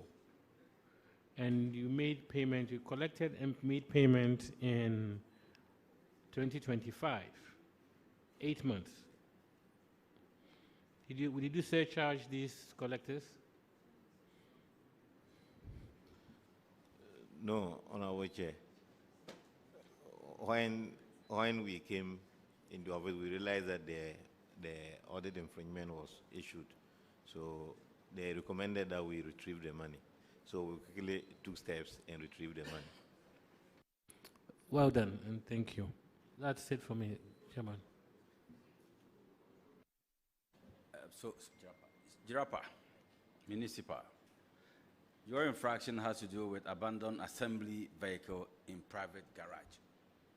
The auditors found that one of your vehicles, Nissan Patrol with registration number GN 227612, was involved in an accident and had been abandoned in a private residence in Tamale. What's your response to this? Thank you. Honorable Chair, we have towed the said vehicle to Kumasi and we are currently working on it so that we'll bring it back to the municipality to add to our vehicles. So when was the vehicle towed to Kumasi? In November 2025. We are in April and it's still in Kumasi. What's happening? Is it lack of funds for you to repair or what? What's happening? Honorable Chair, the work on it is somehow big for the assembly. So we have done almost all, it's like with painting.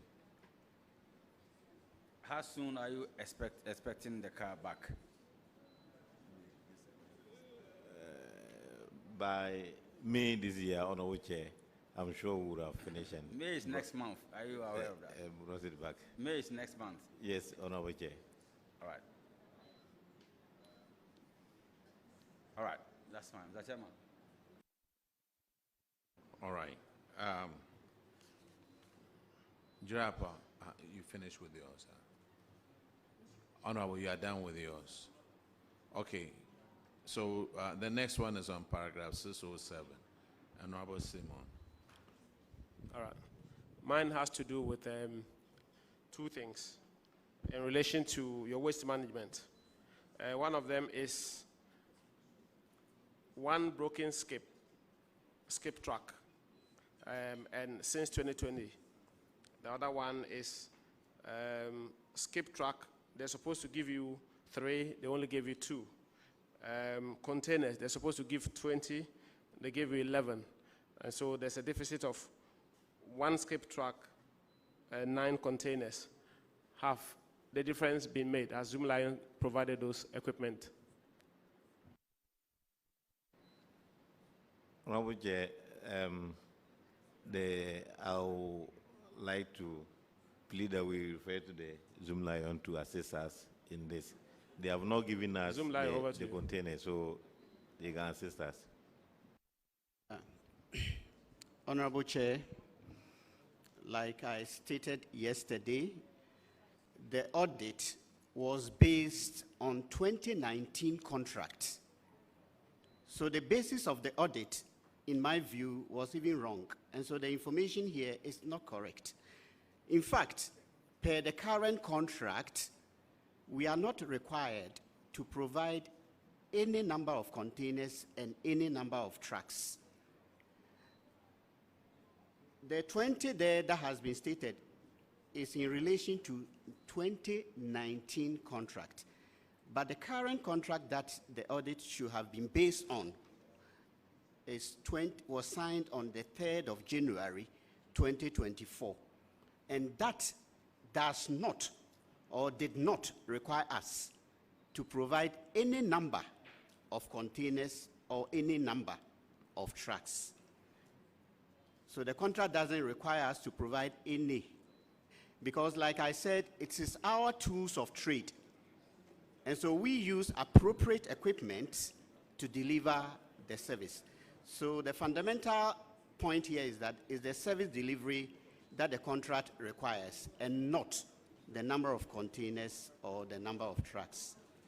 And in fact, in terms of the municipalities, even for subsequent contracts, after 2019, it was reduced from 20 to 11. So even for, the contract is renewed every 2 years, and in 2021, it was actually changed from 20 to even 11. And for the current one, which was signed on the 3rd of January 2024, we are not required to provide any quantity of containers or any number of trucks. That is what the contract says. Thank you. Thank you. But so in the contract that is expired, you are admitting that you did not provide the number of containers that you were supposed to provide, but you were paid for whatever your contract sum was. Is that the case? I'm not talking about this one now. I've understood you. This one now, there's no specification as to how many containers or trucks you should provide. That's fine. But in the previous contract that expired, you did not meet what you were supposed to provide. Is that the case? Honorable Chair, I cannot speak to that because the audit is on 2024. So I can only speak to 2024 contracts. And that contract does not require us respectfully to provide any number of containers or any number of trucks. For previous contracts, I believe we delivered the service as required. If we were required to provide 20, I believe we did provide the 20. If we were required to provide 11, I believe we did provide the 11. But for the current one in question, we are not supposed to provide any number whatsoever. Auditors, what was the date on the contract that you were referring to? Honorable Chair. If you could provide that. Yes, Honorable Chair. I mean, for the fact that he stated that we are using a wrong basis for the audit, I disagree. When we went to the assemblies to audit the contract that was existing at the time, 2024, I don't know what date they brought in the new one, but at the time we audited them, the contract that was existing was a 2019 contract. Yes. And in that 2019 contract, they were supposed to supply equipment.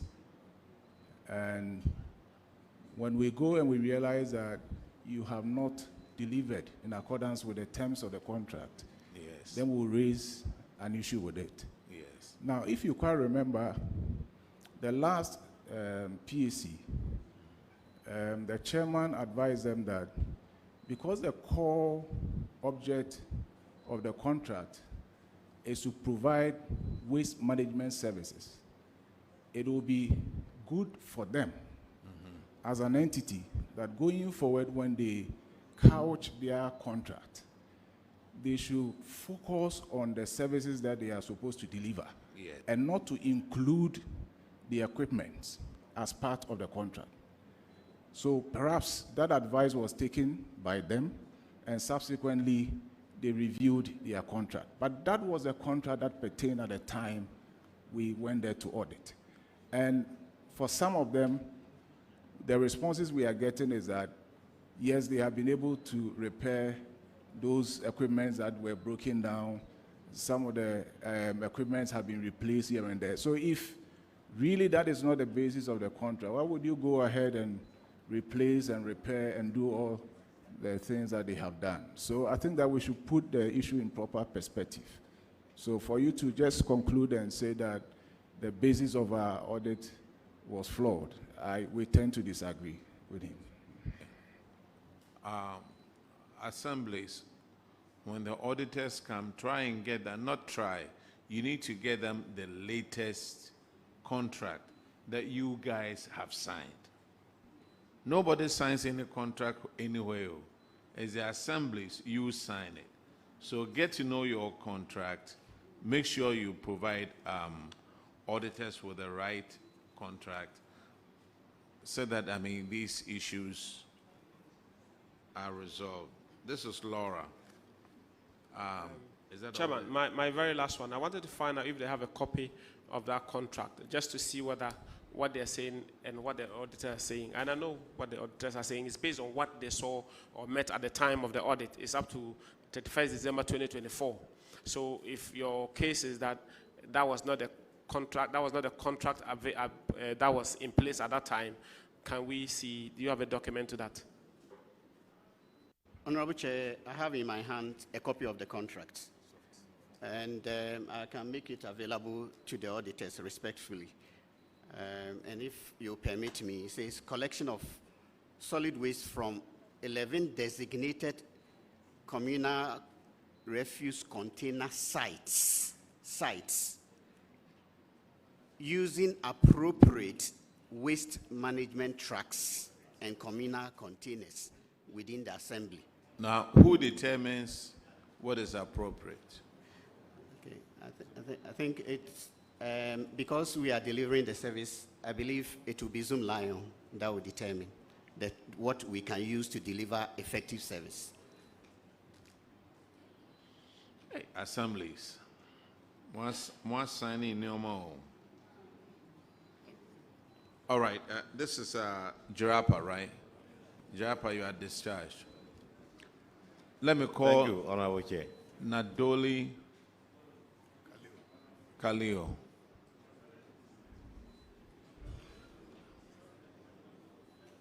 Nadowli, if you are here, please. It's getting dark for all of us.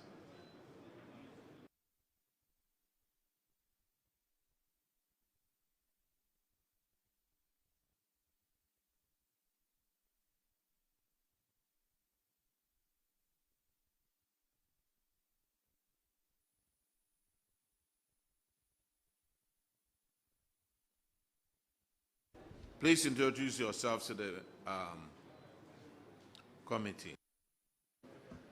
I'm Said Johnson, Internal Auditor. Amin Mohamed Baba, Coordinating Director. Mary Haruna, District Chief Executive. Alhassan Ibrahim Kamara, District Finance Officer.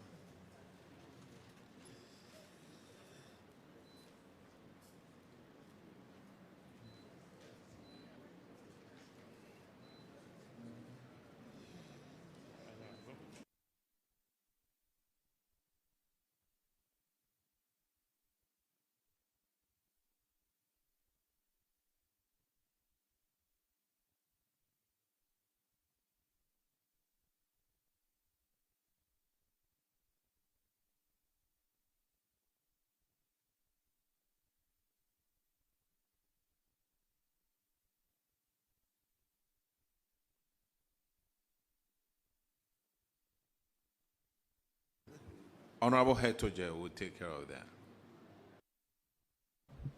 Thank you, Mr. Chairman. Mr. Chairman, this has to do with cash irregularities, direct cash payment of third parties. The auditors noted that the management of your assembly made cash payments totaling 26,855.29 Ghana cedis to BB Catering Services for the supply of food instead of using crossed check or electronic transfer.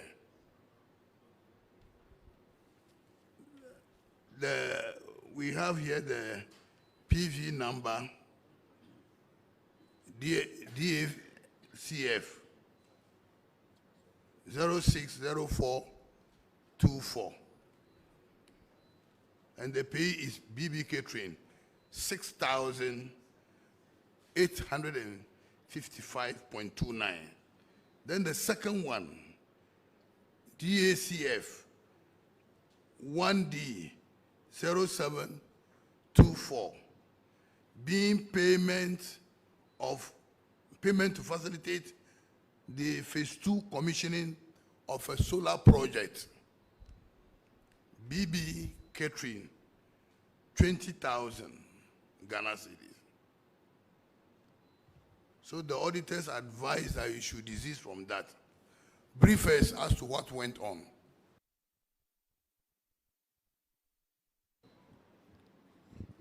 Thank you, Mr. Chairman. I think these issues cropped up because Nadowli-Kaleo is a rural district, and most of the service providers do not have registered businesses. So upon the advice when I took over as the DCE, I actually made sure that most of the businesses in the district, including not necessarily the service providers alone, but if you're a seamstress or you are a weaver, you register your business. Yes, my lord. Really sorry to barge in. Okay. Were you the DC in 2024? I was not. Okay. We are asking for what happened in 2024. The team here, we are all new, but what really happened per the briefing was that during the time of the commissioning, we were briefed on it, what actually happened.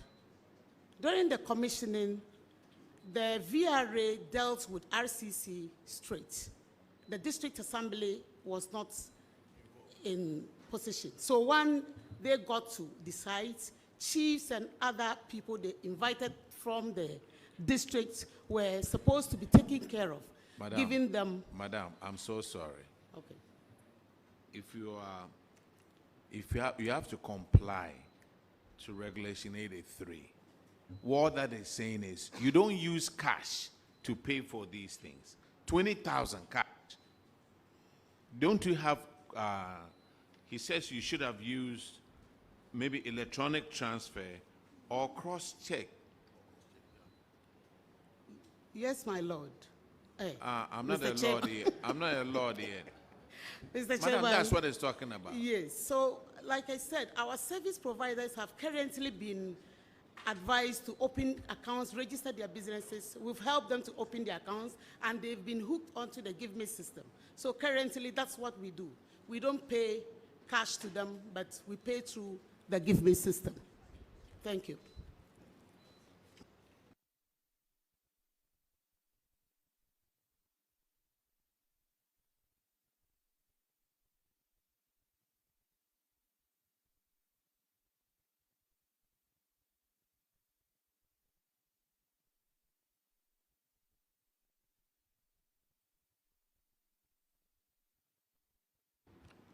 Okay, make sure it doesn't happen in your district. You are discharged. Thank you, Mr. Chairman.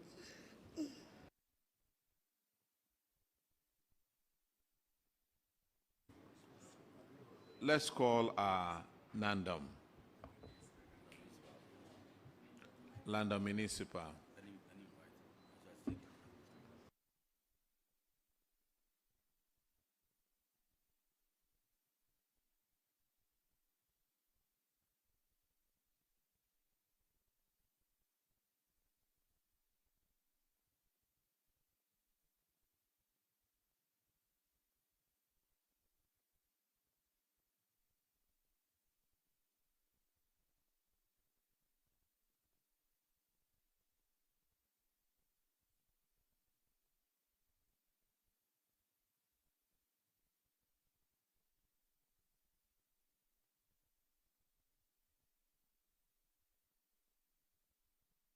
Please introduce yourself to this My name is Anthony Zindel. Municipal Chief Executive, Nandom. My name is Alhaji Mohammed Awal, Municipal Coordinating Director, Nandom. Pascal Naiba Yirbecha, Finance Officer, Nandom. Doguda Alex, Internal Audit. Okay, your infraction is on paragraph 467, and Honorable Yabua will take care of that. Thank you, Mr. Chair. Nandom Municipal, your infraction is anchored on high cost of revenue collection. Basically, what the auditors are saying is that the cost of collection of revenue is more than the revenue you collect.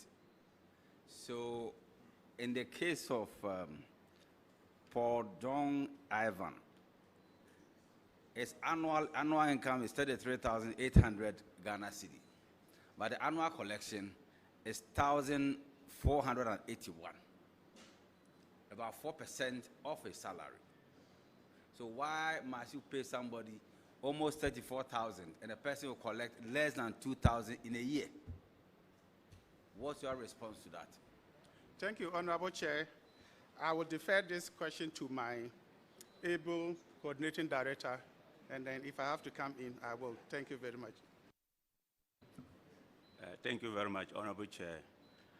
What happened was that the said revenue collector was operating with the Revenue Tax Force, which was then put in place to spearhead the revenue generation efforts of the Assembly. So what was generated was recorded in the name of the tax force instead of the said revenue officer. So that's why he was not seen to be, to be working. I'm not getting what you are attempting to say. The point is, okay, before the tax force, what was his revenue collection sequence, if you like? How was he collecting the revenue before the tax force? So, Honorable Chair, it wasn't an issue until the auditors raised it. And so when they raised it, that was when we realized that because the money collected was deposited in the name of the tax force, they wanted the specific amount collected by the said person. So what we did was to now separate it so that we don't lump it up as money collected by the tax force, but we separated it so that we can assign to him what he himself has collected. And we've had some figures here, and we've realized that he's actually been doing well as compared to what the auditors talked about. So in 2025, if you have the figures, how much did he collect? So in 2025, after we did the separation, we realized that he collected 38,365.5. How much was he paid annually? So his annual salary is actually 25,000. No, it cannot be 25,000. 2024 was 33,875. So it cannot be 25,000 in 2025.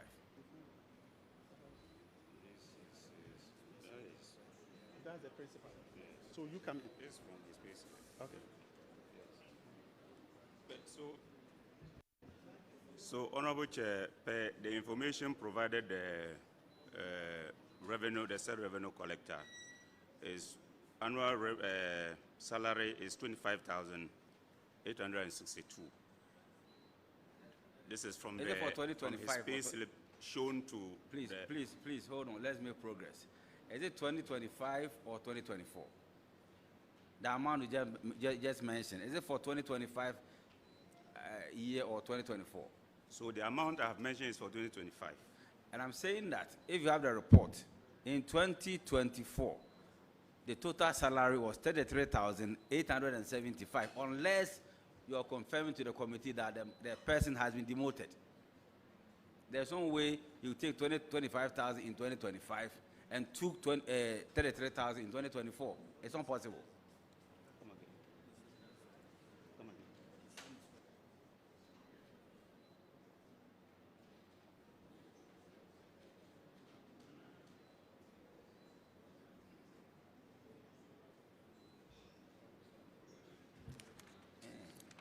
Mr. Chair, the internal auditor has actually confirmed the figure you've mentioned. So the 33,000 you've mentioned as a salary. For 2024? Yes. And what's the amount for 2025? Now, the amount for January, the amount for January 25, according to his, the amount for 2025, according to his general pay slip, is 25,000 this year. DC, you just confirmed that, or MC, you just confirmed that the annual salary for 2024 was 33,875. The person has not been demoted. And you're saying that for 2025, his annual income was 25,000. How is it possible? Mr. Chair, the internal auditor shared a document with me. We stated 33,000. But this is the pay slip. January pay slip, which is having a different figure from what the internal auditor shared with me. So what it means is that we'll go with the pay slip because this is what is coming No, you from. can't go with the pay slip. This is the audited report.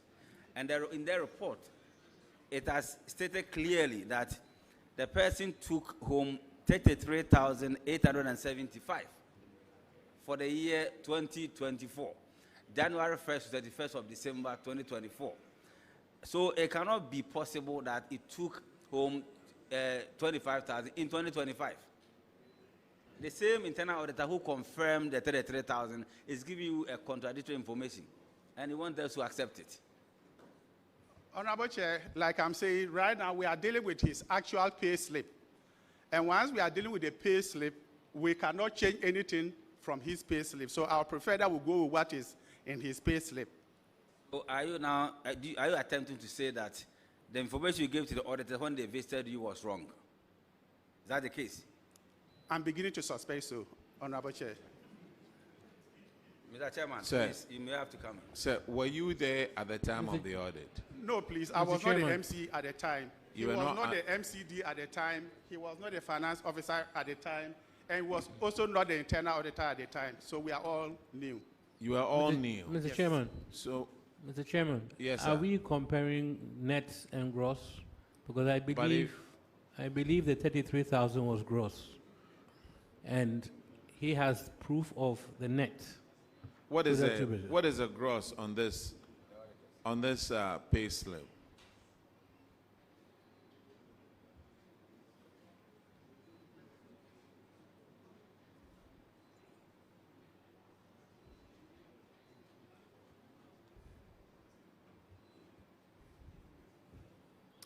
But they see, yes, sir. It's indicated the annual salary, the gross of 25,862. Is okay. Auditors, I think these people are giving you more information for you to pay a closer look at this person's salary. 2024, he makes 33,000. In 2025, he makes 27,000. What? 25,000. Is he one and the same person? Is he that person?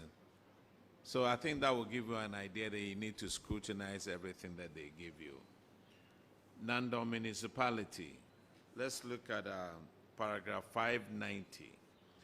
590.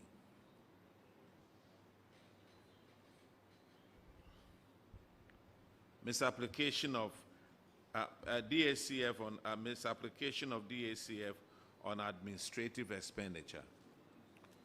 You spent 79% of your DACF on recurrent expenditure. Have you replaced this amount? Honorable Chair, no, sir. Why not? Because the IGF generated yes in 2025 yes was not enough. What do you mean by was not enough? What amount was it? We generated 251. 251. 251,000. Nandom Municipality. Yes, Nandom Municipality. We generated 251. What? 241,000. But what was an earlier number that you gave me? The earlier number I gave was 251. That was for 2024. Uh-huh. So because the IGF was low as compared to the amount we are supposed to refund, that is 700,000. But all that you had to do is to work harder on IGF. Yes, They Honorable, gave you an amount. They gave you what? 800 and... they gave you 700,000. Yes, please. You spent 79, almost 80% just on recurrent expenditure, buying ink and paper and that kind of stuff. No development. Only 20% of it for development. Okay. Honorable Chair, so when I took over office in 2025 and the audit report was shared with me, I decided that we were not going to accept that because it's something that anybody looking at it will have issues with. So we had to take in some measures to ensure that this is not repeated. The challenge is that we have limited sources of generating IGF. So what we have done right now is to make sure that we increase the sources, and through that we have to put in some investment to be able to generate more IGF, and that is what we are trying to do. So in the medium term, we should be able to generate more revenue to make sure that this doesn't happen again. But in the short term, right as we speak, it will be difficult for us because this is a reality we have come to inherit, and it is difficult for us. The reality is, common fund should be used for development. We cannot make separate rules for other districts somewhere and a different one for you. Your IGF that you make, transfer 20% of it to the common fund account. And you do that for the next 3 years so that you can have money for development. If you can't do it, let's shut down the district, give the money to somebody else to come and do that for you. 79%. Oh, Massa. Now, at the same time, you took 63,000 from the MP's common fund, and then you deposited it into your district assembly common fund. So, Honorable Chair, like I said, when we came in and realized that, we said we would not continue with such development. No. So we The decided... question, did you have permission to do that? They didn't have permission, so that is why the auditors asked them to pay back. And they didn't have permission. They didn't have permission, and that is the reason why when I came, I quickly made sure that that money was refunded to the MP's account. So it has since been paid. Was it? Okay, you didn't have permission, so of course the MP was not aware that you transferred money from his account. From the interaction I had, they said they had a verbal discussion with the MP, but there was no any documented evidence. But we have to go with evidence. So once there was no any documented evidence, that is the reason why I asked that it should be paid back immediately, and it was done. I think it's time for us to pass a law to prevent you guys from doing it without permission. Written permission. That thing is happening too many times. You see, luckily, I have somebody who works at the, they are watching. They know I have somebody out there who alerts me, MP, they just took 80,000 from your account. Oh. Hey, MP, they just did this. So, if you don't keep up on it, they will spend all your money. Whilst you spend 80% of the common fund, then you take the MP 63,000, and then you said, "Oh, we don't have enough." Okay. So refund the money from your IGF into the common fund. Use it for development in your place. Thank you, Honorable Chair. Nandom, you are discharged. Now I'm giving the 25% of your IGF will go into the common fund. Nandom, you are discharged. Thank you, sir. Lambussie.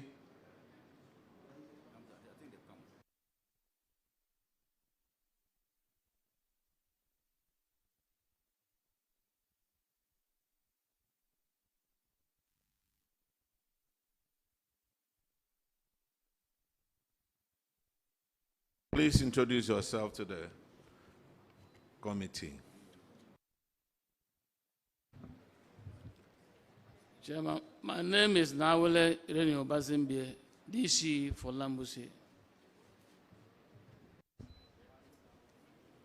My name is Basil Dennis, Coordinating Director, Lambussie. Ishak Adams, Finance Officer.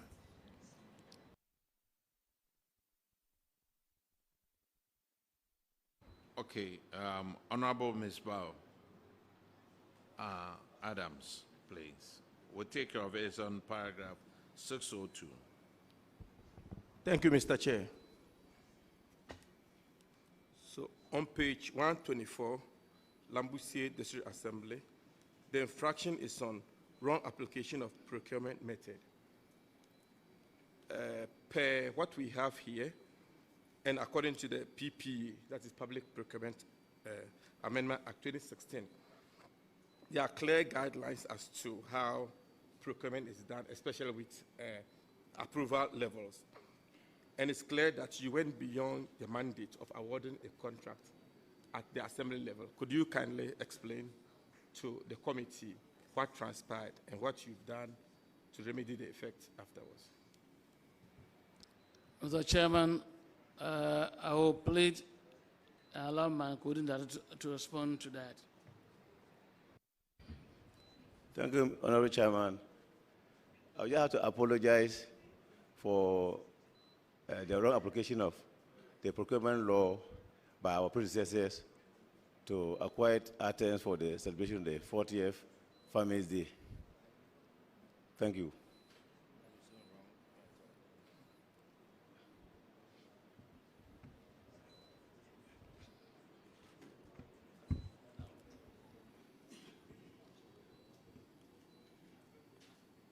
Lambussie.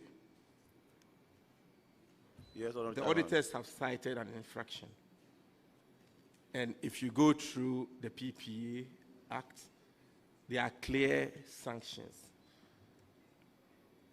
regarding these forms of infractions. You have completely flouted the provision. So I would hand you over to the chairman. Mr. Chairman. Mr. Chairman, like that I have just indicated, all of us down here are new members who are just coming to the assembly. When I called for the file and went through it and saw it already happen, there isn't any way we can reverse it. We're only pleading with the committee. We have put this in place and something will not repeat itself. So that's what we are pleading. Those people who committed these offenses, are they still around? All of them have been transferred. None is in assembly as now. None have been, okay. Yes, Mr. Chairman. I'm sure you guys have the names of those people. Sorry, Mr. Chairman. Yes. What I will do is this. I'll Have the names of the people concerned. Clerk, take note. We'll recommend that these people are prosecuted by the Attorney General. Wherever they are, we'll bring them and get them prosecuted. They can't just commit these crimes and then just be transferred and they go and do in another district. So we'll recommend not you, but your district and those people who committed these crimes to face Attorney General. Thank you very much. This is Lambussie. Is that the only offense? Okay. That's the only offense, Mr. Chairman. All right, you are discharged. Thank you very much, Mr. Chairman. Now let me call another set of districts. Builsa South, is he here?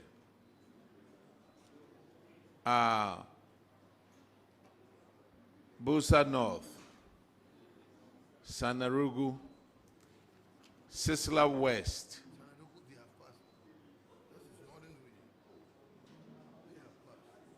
what municipality have we called you yet?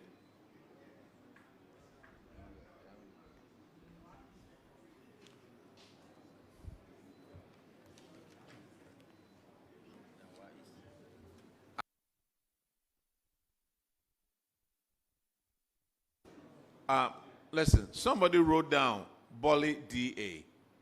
Bolly, I think we took them yesterday. So who wrote Bolly? These are some of the issues. So we have this list. Sirigu, is it here? Okay, so Sissala West, Wa Municipality, Nandom, and Builsa South, and then West, Wa West District Assembly. Let's swear them in, please.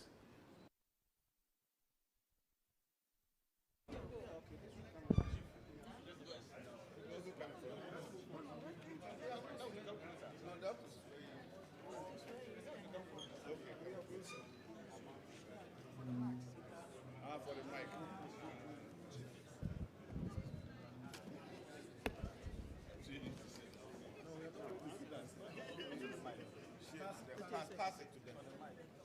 Chief, should pass. Should pass.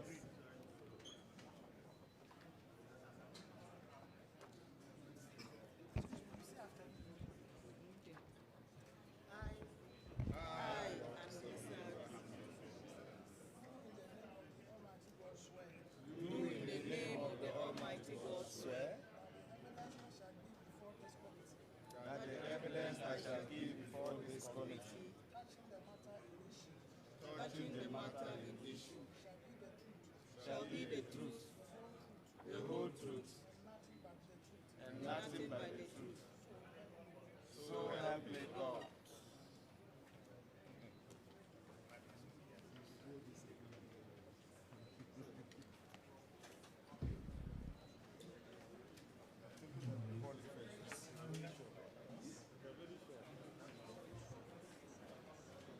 Builsa South, if we can call Builsa South.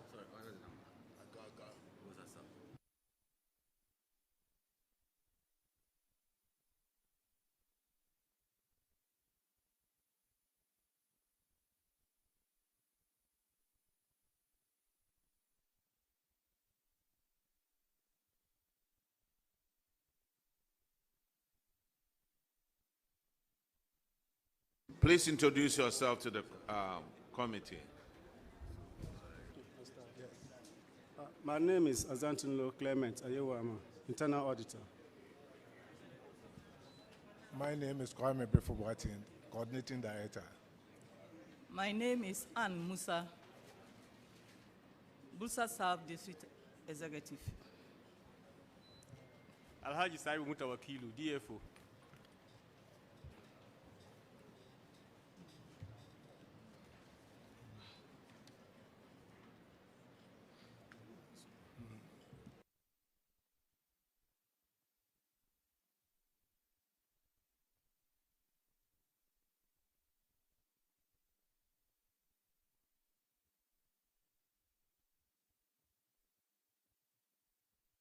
Now, Builsa South,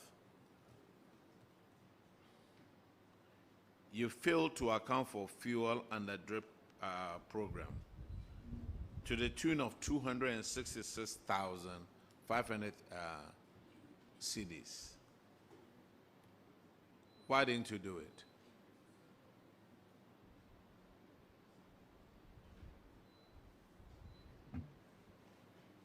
Thank you, Mr. Chairman.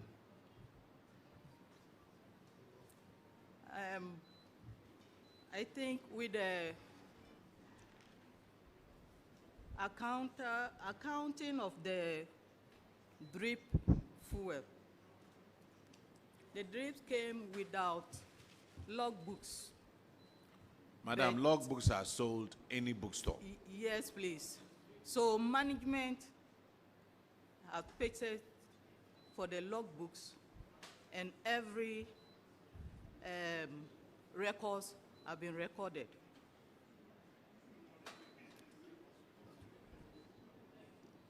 Madam, are you the DC? Please use the microphones.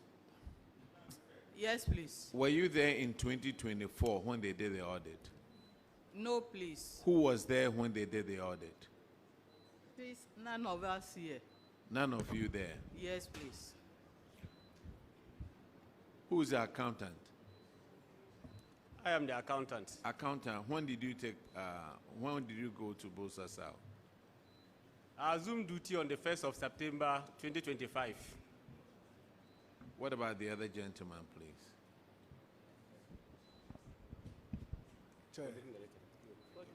Chair, I resumed as coordinating director on 20th August last year. And what about you, sir?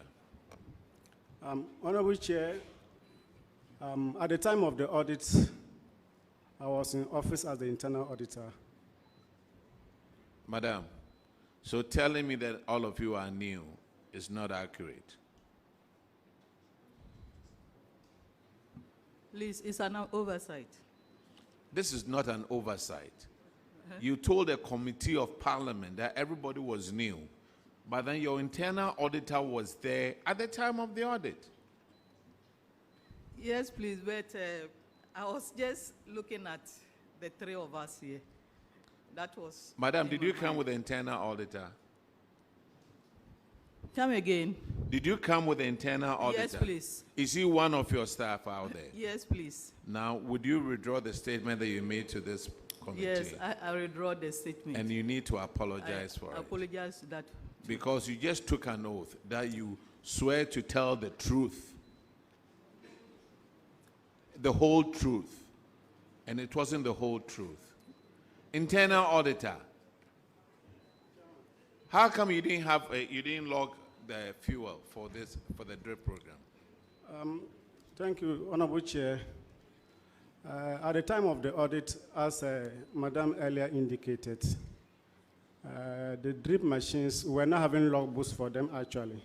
So what I saw them did was that they actually put a tally card at the fuel station where the drip machines go to draw the fuel. So when they come to draw the fuel, they'll record it in the tally card. Is that how it's supposed to be done? You are the internal auditor. Is that how it's supposed to be done? Honorable Chair, that's not how it's supposed to be done. But so why didn't you make sure they did the right thing? You can go to any bookstore and get a logbook. Honorable Chair, subsequently we purchased the logbook and the fuel was recorded. You purchased fuel, 266,000 Ghana cedis without logging it. And you are the internal auditor. My goodness.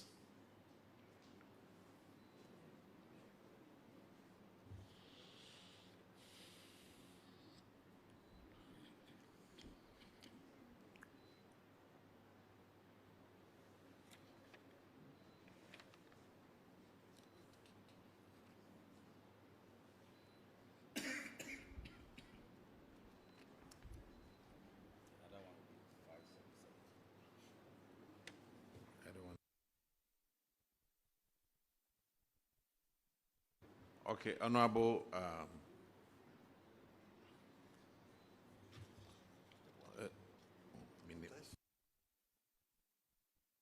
Honorable Yeboah, you have the other stuff. Thank you, Mr. Chairman. Builsa South. You engage 3 entities for the procurement of goods and services to the tune of 87,775, with VAT component of 13,166. And according to the auditors, you failed to collect VAT invoices, which is a clear contravention of Section 41(1) of the VAT Act 2013, Act 870. What's your response to this? Thank you.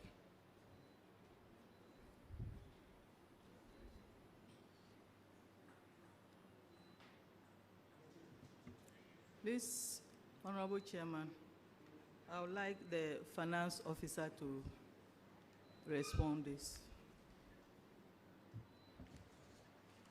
Honorable Chairman, yes, it's true. At the time of the audit, these VAT invoices were not taken from the suppliers, but subsequently we followed up for them and we have made copies for the auditors. Mr. Finance Officer. Yes, I Honorable. don't know your level of the ladder in terms of the qualification at your department, but I'm sure you're conversant with Section 41(1) of the VAT Act 870. Yes, to some extent, Honorable. So if you know for a fact that the law requires you to take VAT invoices whenever you're paying suppliers, why did you fail to do so?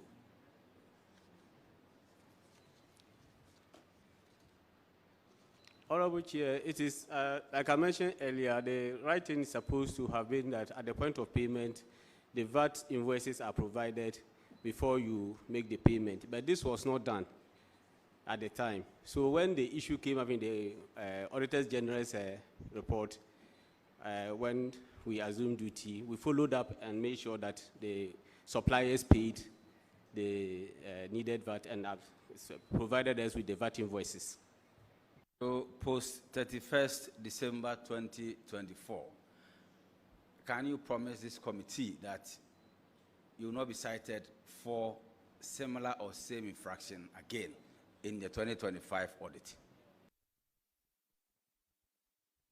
Honorable Chair, yes, we can promise the committee, even though we're a rural district and we are sometimes challenged getting everybody on the VAT listen, but we promise the committee that we shall deal with VAT registered businesses. Sir, so many districts are rural districts. So many districts are rural districts. But when you come up here, oh, we are a rural district, oh, because of conflict, or because of that. Ask for excuses, dear. Mr. Finance Director, do you Yes, agree with me that tax not paid or delayed will affect the release from the government to your assembly? Do you agree with that? Yes, Honorable. Okay. So are you putting measures in place, innovative measures in place, or practical measures in place to make sure that these things will not happen again and all the taxes due government will pay to government on time? Yes, Honorable. We are working in collaboration with the BAC BAC under the Rural Enterprise Agency to ensure that we train all our businesses owners to register with the necessary business registration and get the taxes. You took office in 2025. How many businesses have you trained and how many businesses have you registered? Honorable Chair, I will not have the data of head here, but the number of trainings have been going on with the Rural Enterprise Agency. Mr. Chairman, okay, but you've sworn an oath. So when you're talking, you must talk with facts. You just mentioned that you've been training people so that they can get registered. But you cannot give a single company that you've trained that has been registered with a company registration registrar. So please, when you're talking, when you're talking to us, you must be prepared to provide evidence. Thank you. The Chair, I'm done. Thank you very much. All right. The next infraction is on paragraph 447, and Honorable Pay2 will take care of that one. Chairman, thank you. Builsa South. Before me.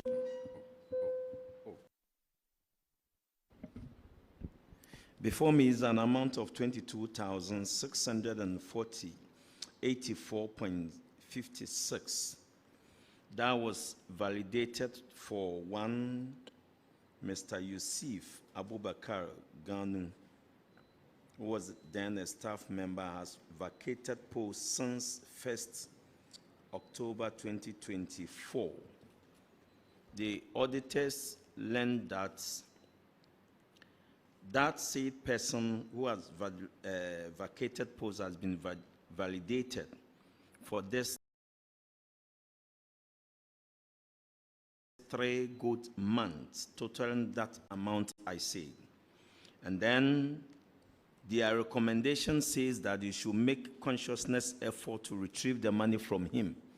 Failure to do that, You paid it yourself.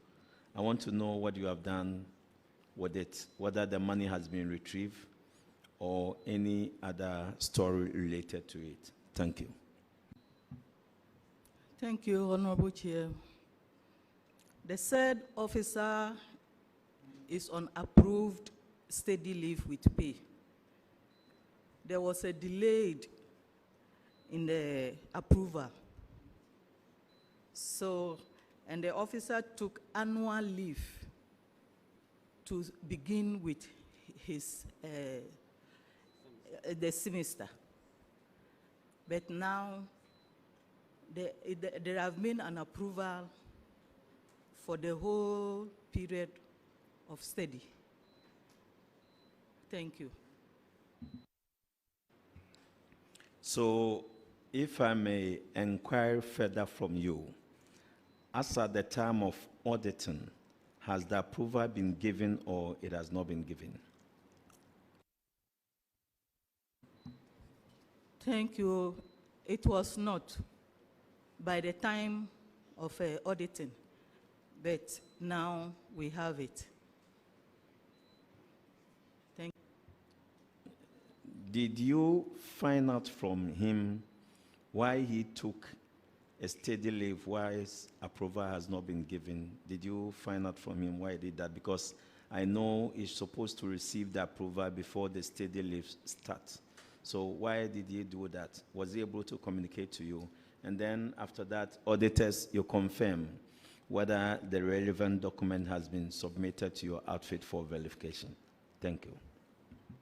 Thank you. Please, I want the finance officer to continue with it. Thank you, Honorable Chair.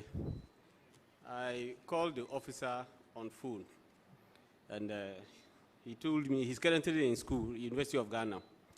He told me when he applied, the office through the assembly through the RCC forwarded his application to the head of service. They asked for further information that has to do with filling of bond forms and his Ghana card and those things, which he subsequently provided. And I think from the practice, when you get to that level when they're asking you of the bond and those things, it means you have a green light. But because the letter was not ready, he took an annual leave to begin the semester, which was also approved, and his application is here. So after the audit, which happened the early part of the year, but then the letter hadn't come. Then in May, the approval came, covering the whole period of the study, Honorable Chair. So auditors confirm whether the relevant document has been submitted to you. Yes, Honorable Chair. So later on after the audit, they were able to present the approved steady leave from the head of civil service. So the matter has been resolved now because the person now has an approved steady leave. All right, Builsa South, you are discharged. Let's Thank go you, to Honorable Chair. Let's go to Builsa North.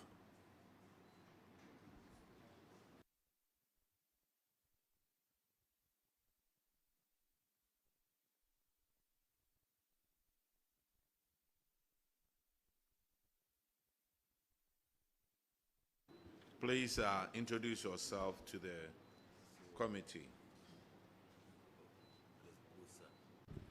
Honorable Chair, I'm Ebenezer Ntoweyisi, Municipal Coordinating Director, Builsa North Municipal Assembly. My name is Akwatu Solomon, Municipal Chief Executive for Builsa North. Nandom Fuseni, the Municipal Finance Officer. Idi Abraham Lincoln, the Municipal Internal Auditor.